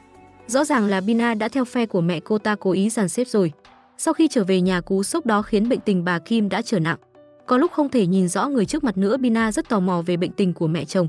Nhưng chồng không chịu nói gì nên cô ta lén lút mò vào phòng chủ tịch, lục thuốc của bà để tra ra bệnh tình. Bina không ngờ được rằng bản thân lại tận mắt chứng kiến cảnh bà Kim hoàn toàn mù lòa, không nhìn thấy được có người trong phòng, phải sơ soạn mò mẫm khắp nơi để tìm được thuốc và nước uống. Phát hiện ra được hiện trạng khủng khiếp này, Bina cố gắng trấn tĩnh để lén chuồn ra ngoài. Không ngờ mở cửa ra, Dong Du và thư ký lại ở ngay phía ngoài. Cô ta hoảng cả hồn, lập tức báo cáo với chủ tịch Kim có khách không mời. Nhưng lúc này chủ tịch dường như đã rơi vào trạng thái mơ hồ, khiến Dong Du và thư ký sợ đến hốt hoảng, ngay lập tức chạy vội vào sơ cứu cho bà Kim. Bina không biết chuyện, cứ ở một bên la hét đuổi người, nói sao hai người dám vác mặt đến đây, nhưng kết cục là cô ta bị bà Kim đuổi ra ngoài, nói muốn ở riêng với thư ký. Dong Du lôi Bina ra phòng khác, nhưng vì cô ta cứ làm loạn mà không chịu im mồm, nữ chính liền vung thẳng tay cho Bina hai cái tát khiến cô ta sững cả người ra. Bina cho rằng Dong Du phát điên rồi mới dám đánh mình, nhưng nữ chính cương quyết nói cái tát thứ nhất là vì dám lừa dối cô, còn cái thứ hai là vì Bina đã từ bỏ cơ hội hoàn lương. Nếu cô ta đã ăn cắp cuộc đời của Dong Du, vậy thì ít nhất hãy sống cho tử tế chứ. Nhưng Bina vẫn không biết hối cải. Cô ta gào lên rằng cô nghĩ chỉ một mình cô sống khổ cực ư? Vì mẹ cướp cuộc đời cô cho tôi, cho nên tôi phải sống cuộc đời bà mong muốn. Vì sự kìm kẹp đó của mẹ nên Bina mới bỏ trốn và có con với người tài xế, nhưng chỉ đổi lại một cuộc sống khổ cực và bị cô ta coi là quá khứ dơ bẩn. Dong Du cuối cùng cũng tin cô ta đã hết thuốc chữa rồi. Lúc này bên phía chủ tịch Kim đối diện với người thư ký đã ở bên cạnh suốt bao năm, bà một lần nữa chất vấn vì sao lại làm như vậy. Đã ngoại tình với chồng bà còn cố chấp ở bên bà suốt thời gian ấy. Nhìn thấy chủ tịch như vậy, thư ký cũng không nén được nỗi đau. Bà gục xuống khóc, nói rằng lý do mình không rời đi là vì muốn bảo vệ chủ tịch Kim. Vì bà Kim đã nói coi thư ký như người bạn và gia đình của mình. Tình cảm thư ký dành cho bà cũng sâu sắc y như vậy. Những lời này khiến chủ tịch Kim càng đau khổ. Đến nước này chỉ biết trách thư ký đúng là ngu ngốc, mới khiến hai người rơi vào tình cảnh hôm nay. Nhưng khi hẹn gặp thư ký thế này, chủ tịch đã có ý là sẽ tha thứ cho bà ta rồi. Ở bên này người tài xế đã nhớ lại ký ức rồi. Ông đã nhớ ra bệnh viện nơi bà đưa mình đến có tượng Đức Mẹ nên báo cho phía cảnh sát điều tra, đồng thời tìm đến mẹ Bina hỏi tội, thế là bà ta đã tống ông vào bệnh viện. Mẹ Bina nghe vậy thì nổi điên, cố ý thao túng tâm lý lần nữa, rằng ông ta chỉ tưởng tượng ra thôi, đồng thời quẳng cho tài xế đống tiền, nói đừng tìm đến bà ta nữa. Không ngờ tất cả nằm trong kế hoạch của Pi Seung. Hành động này đã bị anh quay lại hết làm bằng chứng quan trọng sau này. Mẹ Bina vẫn giả mồm nói rằng muốn kiện Pi Seung và gào thét là bà ta vô tội. Vì thế giới tàn ác với bà ta nên bà ta mới dùng thủ đoạn này mà thôi. Chẳng có gì là sai, nhưng ai thèm nghe bà ta chứ. Mẹ Bina về đến nhà lại biết chuyện bà Kim bỏ qua cho Dong Du và thư ký. Mẹ con bà ta lại lập ra một kế hoạch khác, lần này hai người muốn hạ bệ chủ tịch Kim. Để đưa Jun Ki lên chức, Bina đã nắm trong tay con cờ quan trọng. Cô ta kể cho mẹ mình về triệu chứng bệnh của bà Kim, mà chỉ cần nhìn qua thuốc mẹ Bina đã hiểu ngay ra bà Kim mắc bệnh đa xơ cứng. Vì bố Dong Du cũng từng bị bệnh này, bà ta đắc ý sai con gái nhất định phải lật tẩy chuyện này trước truyền thông. Đây sẽ là cơ hội cuối cùng để cả hai trở mình báo thù. Ngày hôm sau là buổi lễ quan trọng kỷ niệm thành lập của tập đoàn. Thư ký đã trở lại làm việc cho chủ tịch, mà bà Kim tự nhắc nhở bản thân hôm nay tuyệt đối không được mắc sai sót. Mặc dù đôi mắt bà đã gần như không thấy gì rồi nhưng vẫn tỏ ra bình tĩnh trước mặt các cổ đông, để con trai và thư ký dẫn lên bục vui vẻ phát biểu. Thế nhưng Bina đã dắp tâm lên một kế hoạch độc ác, cố ý cho người tắt hết đèn đi. Và đúng lúc chủ tịch Kim cần đứng dậy để đi cắt bánh kem kỷ niệm, bà Kim đã suýt nữa vấp ngã, nhưng vẫn trấn an con trai là không sao. Chỉ là bà không ngờ được cô con dâu xấu xa này cố ý dẫn bà đến chỗ cô ta chuẩn bị sẵn. Chỉ cần bà đạp trúng liền lập tức ngã thẳng xuống, trước mặt tất cả mọi người, trong lúc tất cả còn đang hốt hoảng lo lắng. Bina lại còn thâm độc, cố ý nói với truyền thông mẹ không nhìn thấy gì hay sao nên mới vấp ngã. Nhưng không để cô ta đắc ý lâu, Dong Du đã tìm ra đoạn băng mẹ con Bina, cố ý diễn tập trước để hãm hại chủ tịch Kim, mắc bẫy chứng cứ sờ ra trước mắt. Bina cứng miệng lắp bắp nhưng không giải thích nổi, mà Jun Ki định vung tay tát vợ nhưng cuối cùng lại không xuống tay nữa, chỉ thất vọng tột cùng nói tôi đã nói không quan tâm quá khứ của cô, tại sao còn phải đi đến bước này. Anh đã hối hận rồi, quỳ xuống xin mẹ tha thứ vì đã không nghe lời bà mà kết hôn với con rắn độc này. Hai mẹ con chỉ biết ôm nhau khóc, mà Jun Ki cũng quyết định bây giờ anh sẽ đi đầu thú kết thúc mọi chuyện. Bina cố chấp đuổi theo Van Xin chồng nói mình thật lòng yêu anh. Nhưng Jun Ki đã không còn gì để nói rồi thẳng tay đánh vợ rồi lạnh lùng bỏ đi, để lại Bina tuyệt vọng vì đánh mất tất cả. Cô chỉ biết gào khóc gọi cho mẹ tất cả kết thúc thật rồi. Thế nhưng mẹ Bina vẫn không hề biết quay đầu. Cho dù cảnh sát đã nói đã tìm ra bệnh viện nơi bà ta từng giấu người tài xế, nên bà tốt nhất nên đầu thú đi, thế nhưng bà ta không cam tâm. Đã đi đến bước đường này rồi bà ta vẫn nghĩ rằng mọi thứ chưa kết thúc đâu. Cố chấp phóng xe đến chỗ của con gái. Mà lúc này ở phía Bina thấy bộ dạng chật vật gào khóc của cô ta. Dong Du không thể trơ mắt nhìn tiến lên nói mọi thứ chưa kết thúc đâu. Bây giờ muốn chồng tha thứ cô, hãy đi đầu thú cùng anh ấy đi. Những lời này tiếp cho Bina chút hy vọng. Cô ta loạng choạng đứng dậy muốn đuổi theo Jun Ki. Thế nhưng Bina không biết mẹ mình đã mất lý trí rồi. Bà ta nhìn thấy Jun Ki biết anh bỏ rơi con gái mình, liền điên cuồng tăng tốc xe hướng về phía anh lao tới. Nhưng vào giây phút sinh tử ấy, Bina đã nhìn thấy mọi chuyện. Cô ta vội vàng lao tới đẩy Jun Ki ra, còn mình hứng chọn cú tông từ chiếc xe của mẹ, văng ra ngã vật trên nền đất. Tất cả mọi người chứng kiến đều sửng sốt. Mẹ Bina không dám tin vào sự thật nữa, rốt cuộc bà ta vừa làm cái gì đây? Muốn hại người thành ra hại mình. Tự tay lái xe đâm phải đứa con gái mà bà ta luôn hết mực yêu thương. Bà ta hối hận khóc lóc gọi Bina dậy nhưng đã quá muộn rồi. Jun Ki giây cuối cùng cũng đã ở bên cạnh vợ hỏi han cô. Bina bây giờ đã không còn tỉnh táo.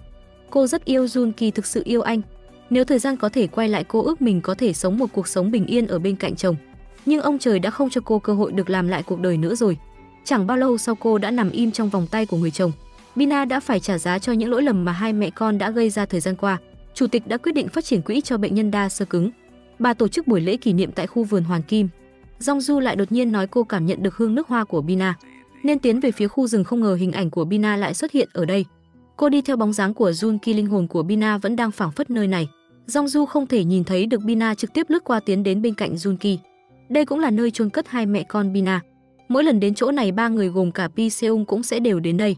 Khi trước mẹ Bina vì không chịu được cú sốc con gái qua đời, ở tù chẳng được bao lâu, bà cũng tìm cách đi theo cô con gái nhỏ. Xem như hết, Dong Du cũng không còn hận thù, chỉ cảm thán nói nếu ngày đó cô và Bina không gặp nhau liệu mọi chuyện có khác đi hay không. Và thật lòng mong Bina sẽ có cuộc sống hạnh phúc ở thế giới bên kia.